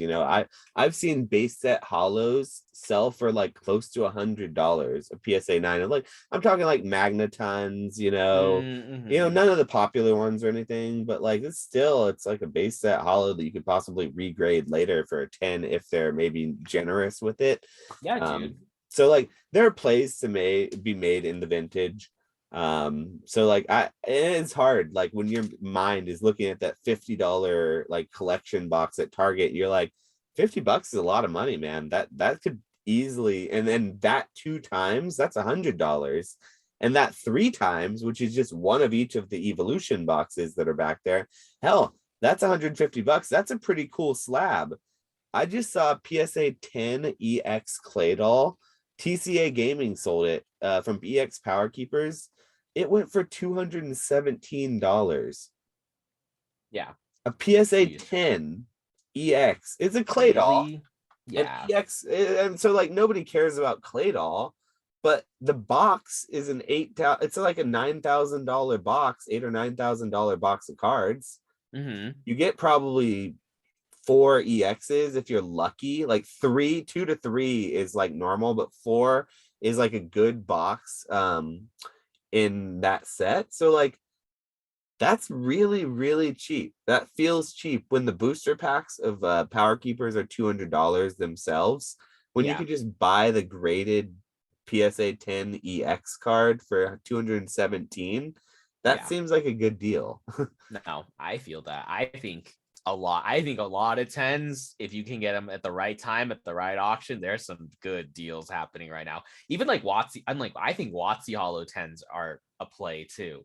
They're Why are people sending Rusty these PSA 10 EX Power Keeper cards to auction right now? Like, why? Do I they don't just know. not care? Are Because they like it's not panicked? What's the Rusty's card. situation? That can't be his card. He would never auction something like that right now, right?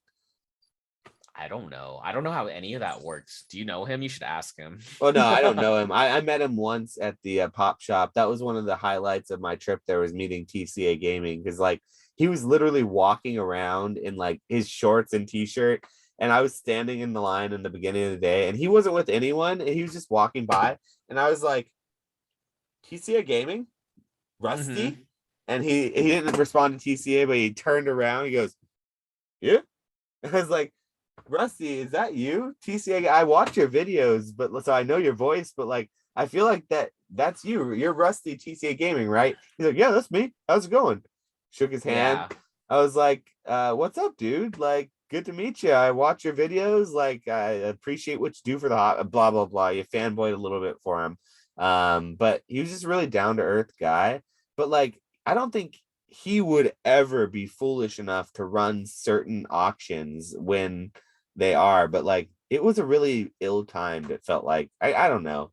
$217 is cheap. It just feels really cheap to me for an EX card from that era. In a 10, dude, I would just buy it and just put it in my closet. Like I would Even just in a 9, like people would be happy. I mean, paying $200 a booster pack, which is, by the way, very, in my opinion, that's a little bit cheap for a Power Keepers pack, but that's the going rate is roughly about $200 for like a weight or just a random loose pack on eBay. Um, that to like the EXs in that set, they're not easy to pull. Like that's pretty darn cheap. yeah, dude. I don't know. I think a lot of things feel cheap. I'm looking at the clay doll right now and I'm like, bro, why didn't I buy this clay doll? I watched it. I watched it go. I've been buying a lot lately, Mm-hmm. and like I don't know. I at the end of the day, I'm kind of waiting for certain cards to come up. And while that clay doll I do think was really cheap, and I'm sitting here like racking my head over like how it went that cheap, I did sit there and watch the auction end. So Yeah. like I could have bid it. I didn't necessarily want to. So I don't think there's gonna be a bunch of clay dolls coming back, but it just is not a desirable card at the same time. So while I do believe that it is cheap, it's still probably a risky move. Like as much as we are sitting here having this conversation, I'm like, oh man, how is that going so cheap? It's still a piece of cardboard, right? Yeah. It's not a No, Charizard. definitely. Yeah. No, I try to. Yeah, that's true. Is I don't know. are the only things in the hobby that really have value Charizards? No, I don't think so. I think the hobby runs deeper than that. At I least, do I mean, too. I think obviously so. we're deep. We're Yeah, in deep, but I'm like, right. there's good cards. There's a lot of good cards, and people want them. Yeah. I don't know. We'll see How what's is up. it that the Charizard base set unlimited is still, and it will always be like the single most graded card in all of Pokemon? How is that is such a funny thing to me. It's a weird statistic. I think it's a statistic that a lot of people don't know in this hobby that I think needs to be talked about more. Hmm. I think Um, Charizard has appeal still, dude. I'm like, I hate, I'm like, I hate base Charizard. I'm sorry, but I don't like it. I'm with you. it's so mid and it's so put on a pedestal for no reason, which is I fine. was having this conversation with Jake the other day, and he and I were talking about base set unlimited, and he was saying he'll keep buying base set unlimited. And I might be misquoting him, but he was like, I'll be buying base set unlimited until the day I die, and I'll be happy for it. And I think I said something like, I reacted like, ugh, so over base set unlimited. I'm so over base set. Like, you can have it all. I was like, I understand where you're coming from completely. Like, base set's historical, it's the first set, it's the thing that everyone goes back to, it's the first thing that spikes usually. It's like it's safe in that regard, but like I'm so over base set. It's so basic. I don't like it. It has It's nothing going called for it. base set.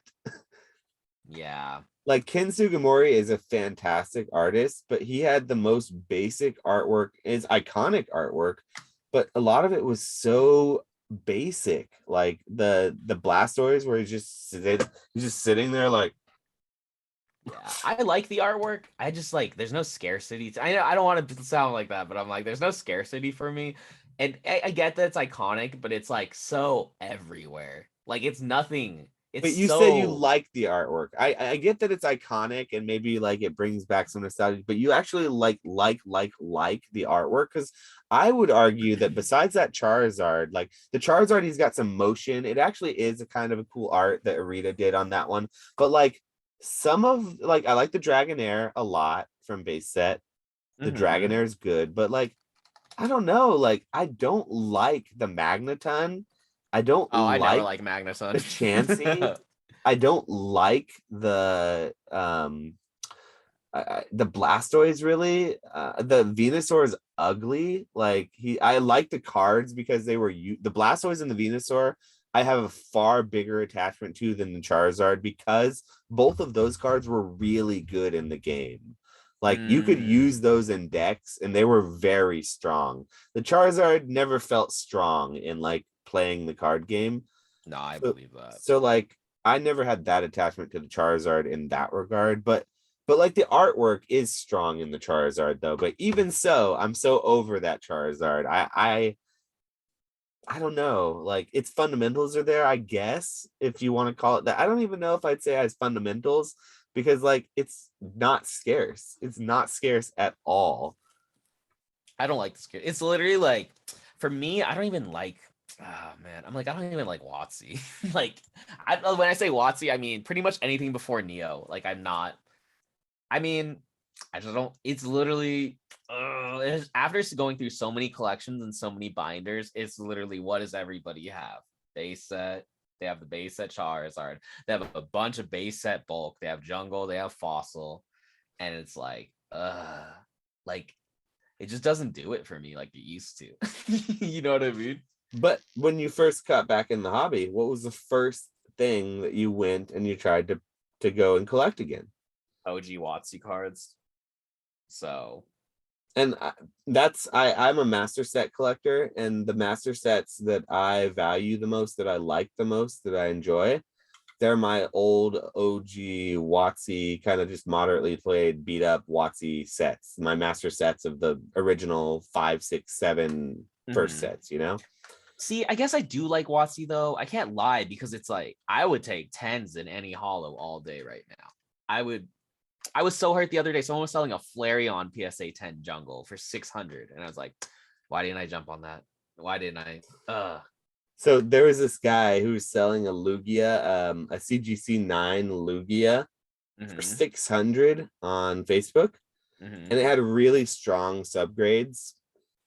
But comps on a PSA 9 were about 1,000, a little under 1,000, like 800 to 900 kind of, so close to 1,000. Best offer accepted 1,000. And the CGC 9s, there were no solds. There's only 8.5s, and that was closer to 300. Yeah. And so the dude, obviously, he wanted to get closer to that 600, 700 for it because he thought it would be a 9 for sure.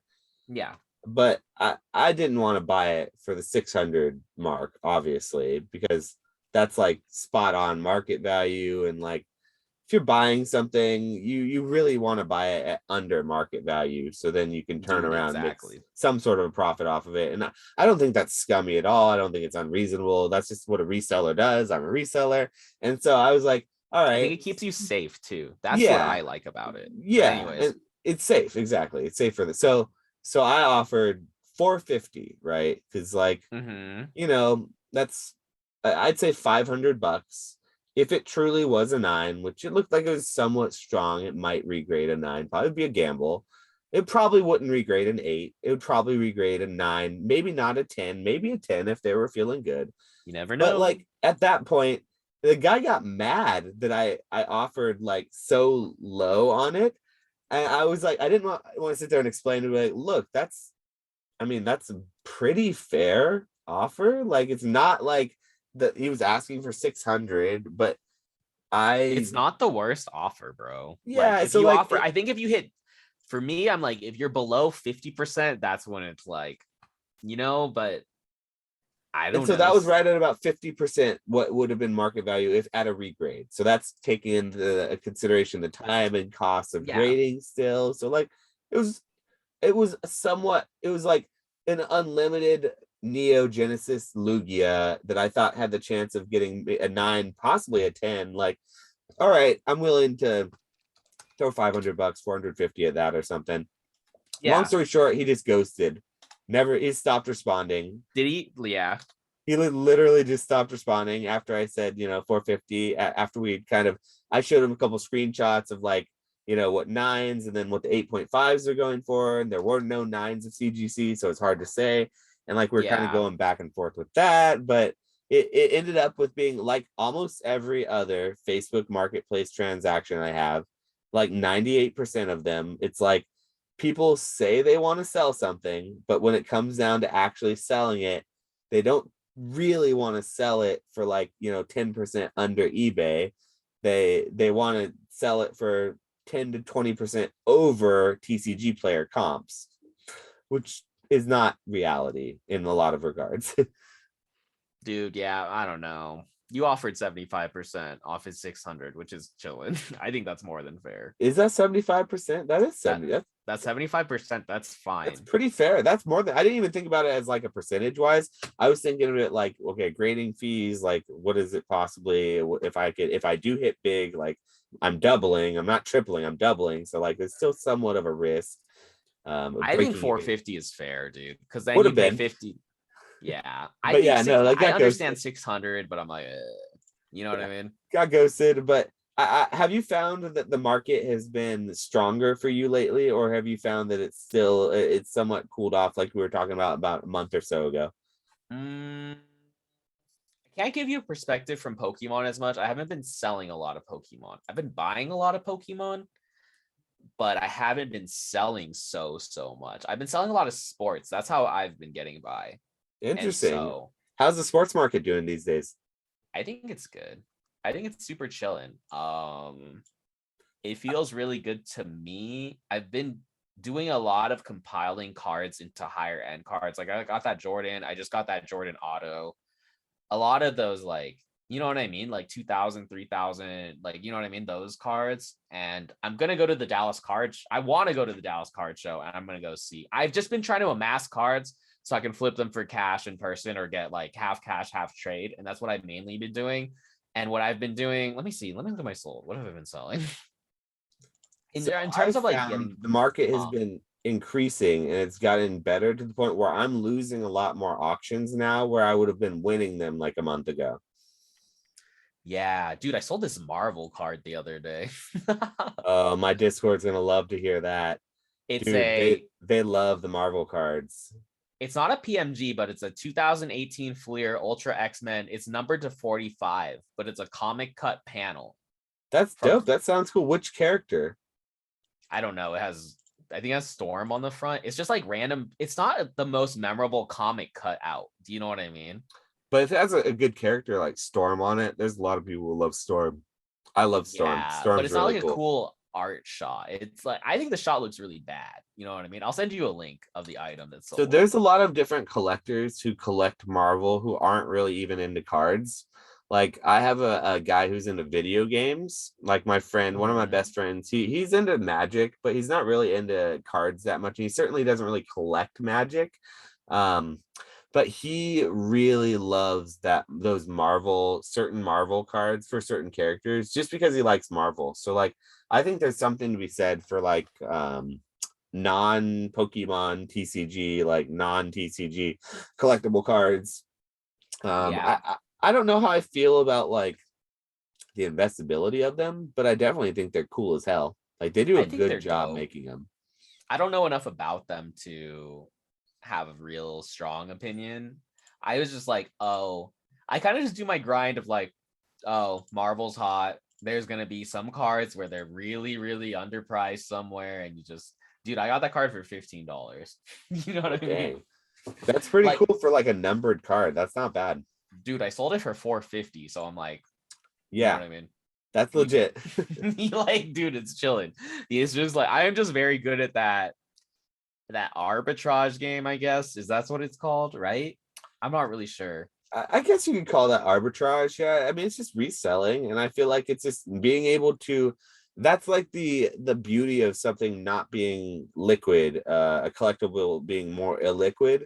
It gives it the ability to be either underpriced or overpriced, and you can really capitalize on that. And it swings so wildly, and I think Mhm. that's one of the strengths of the hobby for sure. Rather than it could be also a weakness, but I oftentimes talk about illiquidity as being one of the harder things about the hobby that's not talked about. But I also Mhm. think it could be one of the stronger points of the hobby that's not talked about. The fact that things aren't so liquid, it makes them when you do have a buyer who wants that card and you are patient enough to actually go find that right buyer, connect the card to the right person, you get that reward, whether it's a monetary reward or that feeling of accomplishment of like, hey, this card went on a journey. I took it on that journey and I got something from it. So I think it's a cool journey. And I think there's an aspect of the hobby that people like us, like we sell cards, we interact with it daily. It's normal for us. But like for a lot of people, maybe some people watching this and listening to this, they've never maybe sold a card. It's something I highly recommend people do. Like I Sell think your we talked cards, about it. dude. Go You have sell your to. cards. You have to Just try learn. it. Just try it. Not all of them. Don't sell all your cards. Don't sell your childhood favorites. But like, I was gonna make a video about this actually, but about yeah, just like selling and like the levels of selling, but it's that's another thing. But it's you like should. the deeper you get into it, the more it's like a pyramid. That's how I think about it.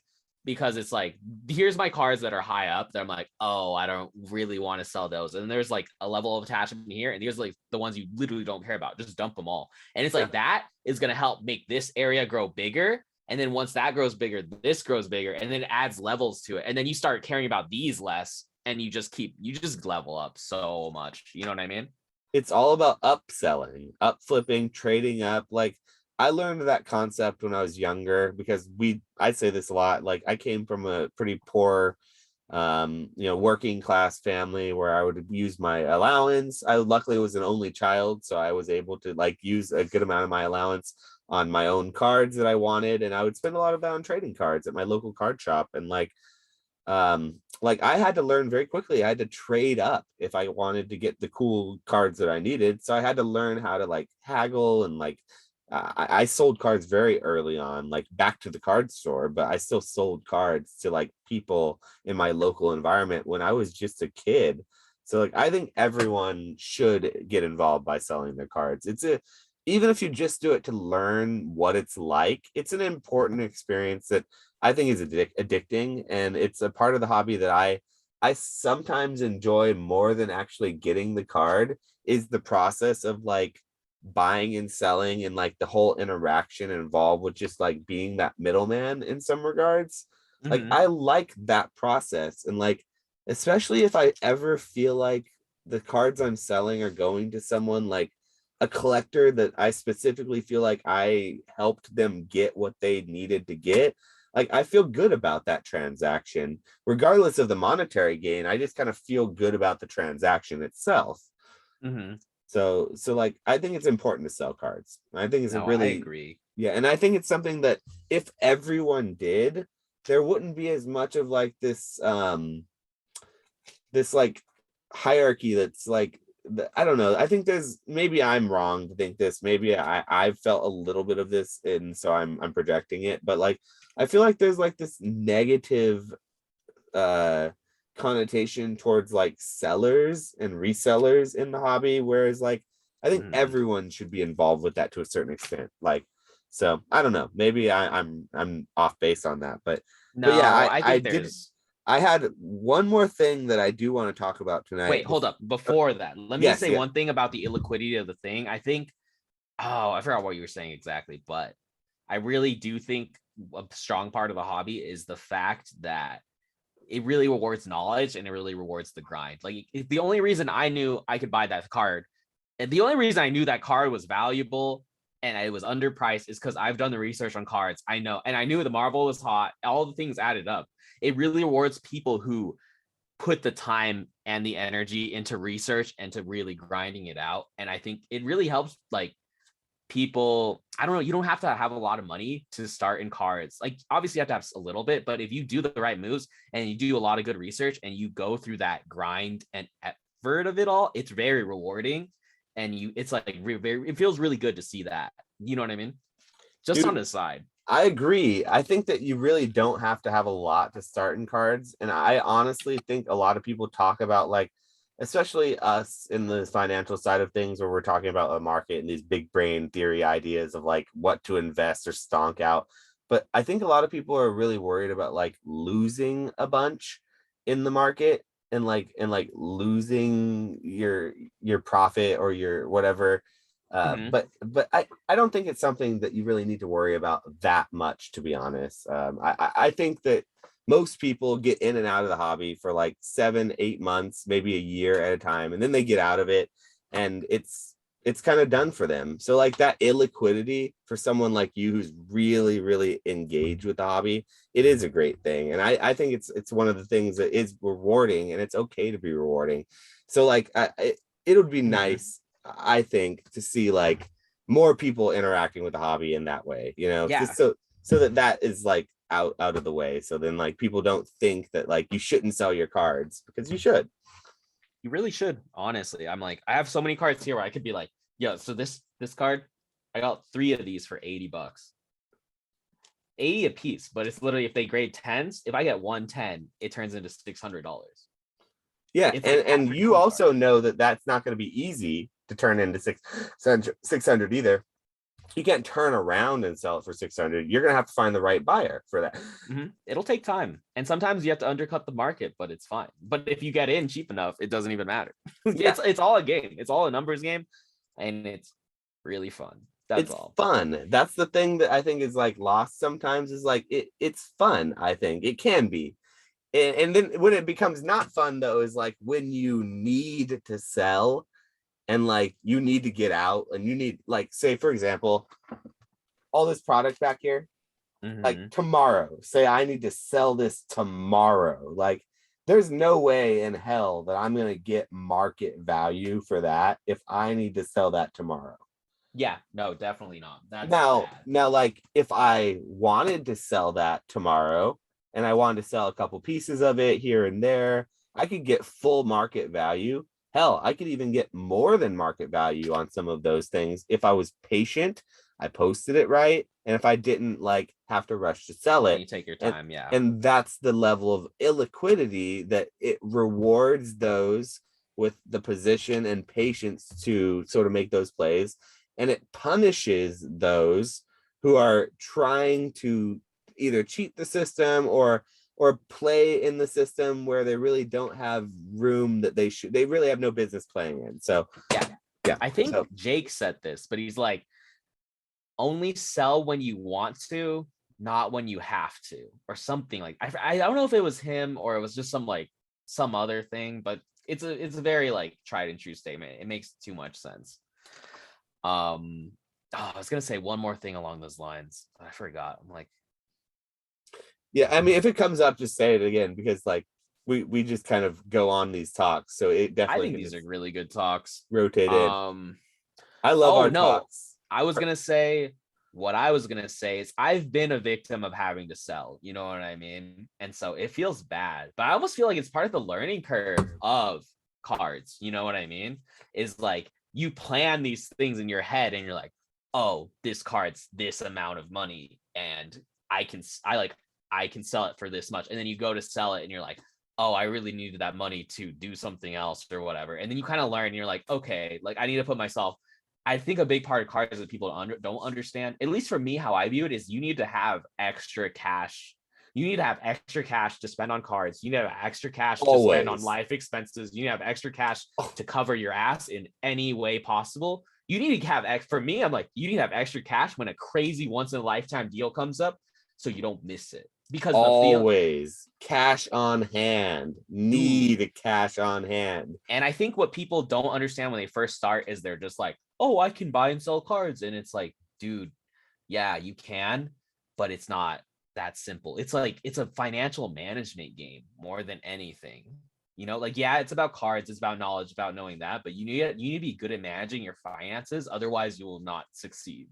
Not that you won't, like, but I think it's like one of the most powerful aspects of it. And yeah, granted, I'm not the best at managing my finances, but I've gotten to the point where I just have a lot of like a lot of extra cash just for when you need it. And then so I can sell when I need to make moves, and then I can plan like, oh, my PSA sub is coming in 2 months. It's going to cost me $2,000. I need to start selling now and slowly, like, not feel stressed. You know what I mean? And Yep. financially manage those situations.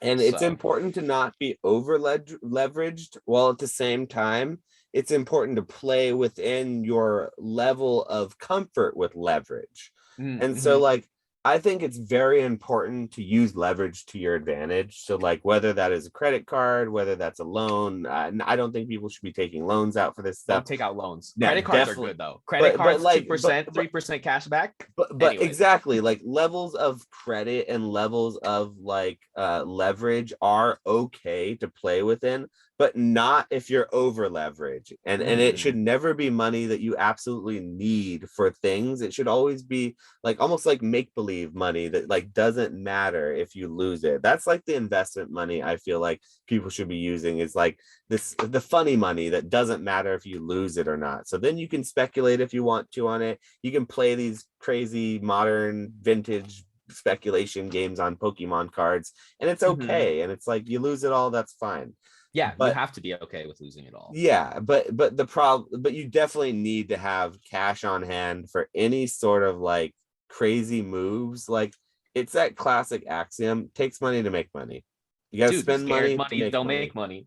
Yeah, Yeah, exactly. it's I hate how true it is, and I hate that it rewards the rich get richer, you know, and it the haves, Mm-hmm. and it just makes the haves have more and the have nots, you know, have less, because it just starts this cycle and it keeps the cycle going. So but it is, unfortunately, I think it seems like the reality of just in general capitalism. Yeah, I agree. And in some regard it just plays its part in this card game, you know, that we are in love with. So It's just how it goes, honestly. But yeah, I think at the end of the day, everything is just an educated risk. You know what I mean? And you yeah, just got to be down. You got to. and I do want to start, because we're getting pretty long here. I want to start winding down with a Oh topic yeah. here Oh that I yeah. think would be fun to end on. Just a fun topic, nothing too crazy. Something Hmm. that's maybe topical because of the recent like large sales on PWCC and the sales that are going on now. But I want to talk about trophy cards a little bit. Now, I don't have a position in any trophy cards, and I think you said you didn't I have one don't own either. any. Because I was just like, hey, what's the deal with trophy cards? You like them? But I'm curious, do you think, as far as like cards are concerned, like the cards, for example, do you know what the snap cards are? Like, Yeah, the Japanese ones. yeah, they're like Yeah, Pokemon Snap stills that like were taken from the game that they're only like 20 of each card. So like there's a story attached to them. It's a relatively well-known story. There's a whole set of them to collect. It's a small set, but it's a desirable set. But I don't think the artwork is anything that's too crazy. They're non-hollows, they're like video game CG art. Like it dude, may I be like the nostalgic, video game art. but they're Anyways, expensive. But what do you think about trophy cards like that? Do you think that trophy cards are worth it? Worth being a big in air quotes? Or do you think that people are paying for the scarcity a little bit too much, more so than they're paying for what they actually like? Or who's to say what people actually like? But I mean, what are that's your so thoughts? hard because I feel like scarcity. It's like I think scarcity adds to the formula of appeal. Do you know what I mean? It's like obviously there's artwork. Obviously there's what else is there? I'm like there's artwork, and I think Well, that's scarcity the is one of the question. big What ones. is there really in a trading card that gives it any value besides this pure artwork of it? I think scarcity is important. From my perspective, scarcity is important. And then I think context is important, I guess, like when it was released, how it was released.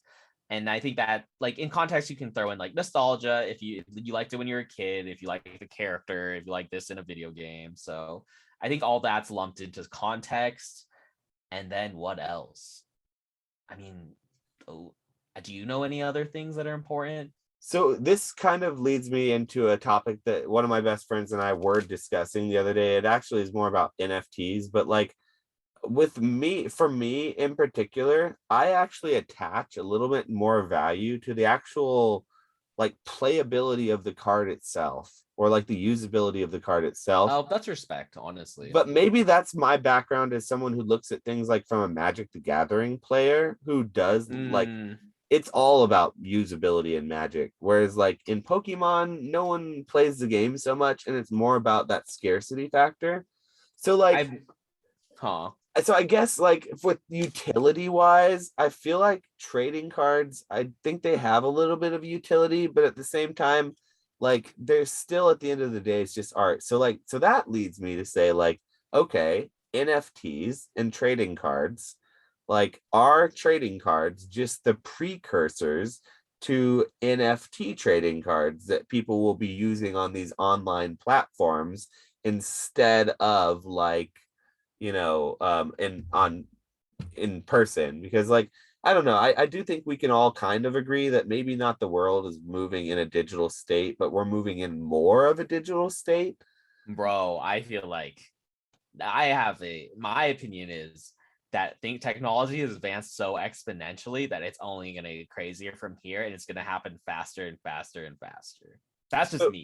Do you know what I yeah, mean? so like NFTs, I feel like are just art. It's digital art that's given some sort of weird number that now is attached to the blockchain that somehow like legitimizes it so it can't be replicated, whereas in reality you can still take a screenshot, you can still replicate it down to the pixel. The number won't be the same, but like the screenshot and the pixels will all be the same for it. So like aside from getting past that whole hurdle of like how do you really not how do you protect something and make it irreplicable, but like do I you don't, see huh? trading cards as being like potentially moving into the digital realm and moving like into these like NFT realm where you literally you have the Pokemon TCGO client and you have these digital cards you open as an NFT that you buy from Pokemon Company and it goes directly to your account? I could see it. I mean, I don't necessarily seeing them being card form. I almost feel like NFTs already are trading cards in a way. They're like these collectibles. There's like they're just a different medium, obviously. Like they're not cards, but they still have this sort of like collectability already, and there's a sort of like format. Do you know what I mean? Like they still feel similar. Obviously, like I don't know. I don't know enough about NFTs to give you a real perspective, like a deep like. Oh, neither do I. But I'm such a noob. I know about trading cards, but not NFTs. But I do feel like there's a carryover between trading cards and NFTs specifically, more so than other like. I almost feel like it's like all the Bored Apes, all that stuff. They're already trading cards per se. People are buying and selling them. People are collecting them. People are hoarding them. People are doing all this stuff with them. They pretty much just do what a trading card does. There's no game with it, but Are though. Some of them have games with them. oh, that's true too. Yeah, there are games, and so I mean, they're pretty much that. They're just like a recontextualized, modernized form of them. That's how I feel. Yeah, and so that ties into the whole like where value is drawn from like a trophy card or from a card in general. Like, where do you draw value from? Me intrinsically, I draw value from the card and its utility. So, for example, like for that Magic Beta box that was like being sold at the Collecticon that went low, Mm-hmm. that box you could still pull cards that theoretically you don't need to slab, that you want to use in your Magic deck that is good in the current power level of the game. Like there are cards in that set that people will, there might be someone who's crazy enough to literally pull that $5,000 booster pack, take one of those like 11 cards, I think there's 11 cards in it, out of the pack and put it into their deck and play it. Like nobody is going to do that to a Pokemon card. I think Nobody. Magic, yeah, I think So Magic like, like reinforces that though. Pokemon is like, you know what I mean? Magic has all these different formats, and they have the reserve list, and then they the do all reserve this list, stuff. yeah, and then in And the formats, and it's played still, it's a game. So like, so I personally would make the argument that something like that holds a level of intrinsic value that maybe a Pokemon card doesn't. mhm. But at the same time, at the level, at a certain level, that card will go out of style, it will go out of print. It's something more powerful may be printed, maybe they will reprint it, maybe Magic the Gathering loses its interest. I mean, maybe it's completely dies off and another card game takes its place, and like Yeah. that card then loses that said intrinsic value that I attach to it. But then does it still have that other value that the Pokemon card has in art? And I think there's a lot of people that would say probably it does. I would agree with that. I would say the probably, yeah. But I definitely think it adds value, having the intrinsic value, having the ability to still use it.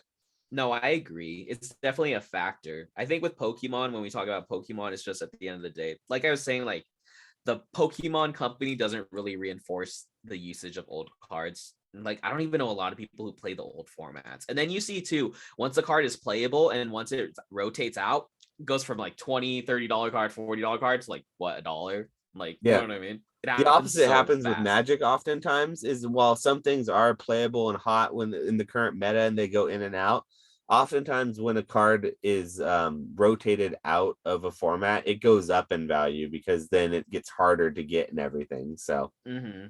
yeah. Yeah. No, So I so feel you. so do you think trophy cards are worth it then? To bring it back to the question, do you think that it's worth it to spend $150,000 on this super rare Magikarp that supposedly before this last auction? So you remember the last Magikarp it just sold recently? Mm-hmm. There's another one up for sale now. Oh, sheesh. Where'd that one? Where's that one from? From here? Japan? Or like what? I don't know where it's from, but I believe it's from Japan or something. It's on one of the auction sites. Like it's not on eBay, it's on like Heritage or PWCC, one of those two. Hell, it Mm-hmm. may have even already run, but people said that we would never see a Magikarp Snap promo get sold. And here we are with one that sold just less than a month ago and potentially a second one. I could be wrong. Maybe I misheard that, but I could swear I saw like another one is up for sale. And it's like, that's pretty wild to me that they're all coming out to, all the cards are coming out to play since these high prices are realized. Yeah, no, that makes sense, It does. honestly. Makes a lot of sense.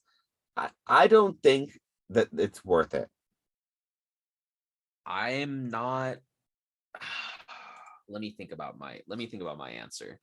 A card for $100,000. I don't know if there's many cards in the hobby that I think would warrant such a price. I think it's worth it if it's for the right person, if that makes sense. Like the Pikachu Illustrator card. I might be willing, if I had it and I was that type of person, to shell out the money for that type of Mhm. a trophy card. Oh, dude, Max Mofo has the Gyarados snap. Wait, the Gyarados Snap? Max Yeah, Mofo wait, bought that one? does he have? I don't know. He has a He's YouTube video, hilarious. He and it says deserves it. If my. he gets that, I'm so glad for him if he bought that.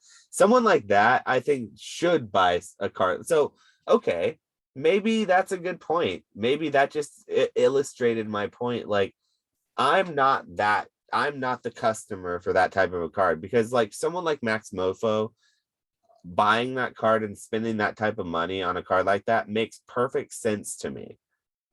I think, yeah, like when I said for if you're the right person, I think if you have enough disposable income to where $135,000 doesn't affect your lifestyle, and if you as a person know the scarcity of this card, you know as much as you can know about this type of card, and you think it's a informed good purchase and you will enjoy it and you will look at it and be like, it's I bought it for $135,000. One just sold for 70,000 and you don't care.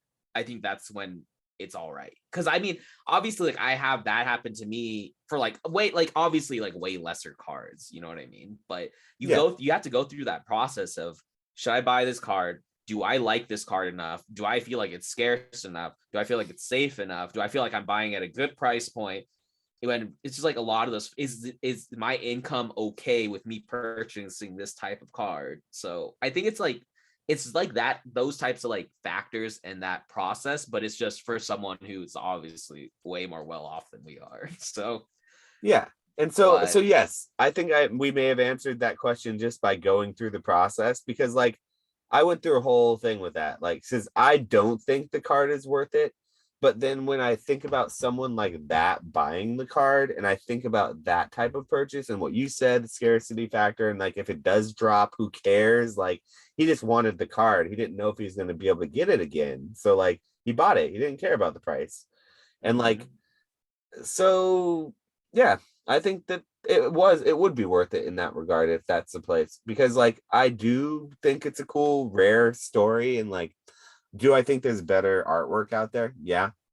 But maybe he's a snap collector, you know? Maybe it's a card that he's talked about a lot that he really enjoys and even Mhm. if it's not, even if he'd never heard of it before and he really likes it after buying it, Arceus bless him, you know? That's power to Yeah, him for it.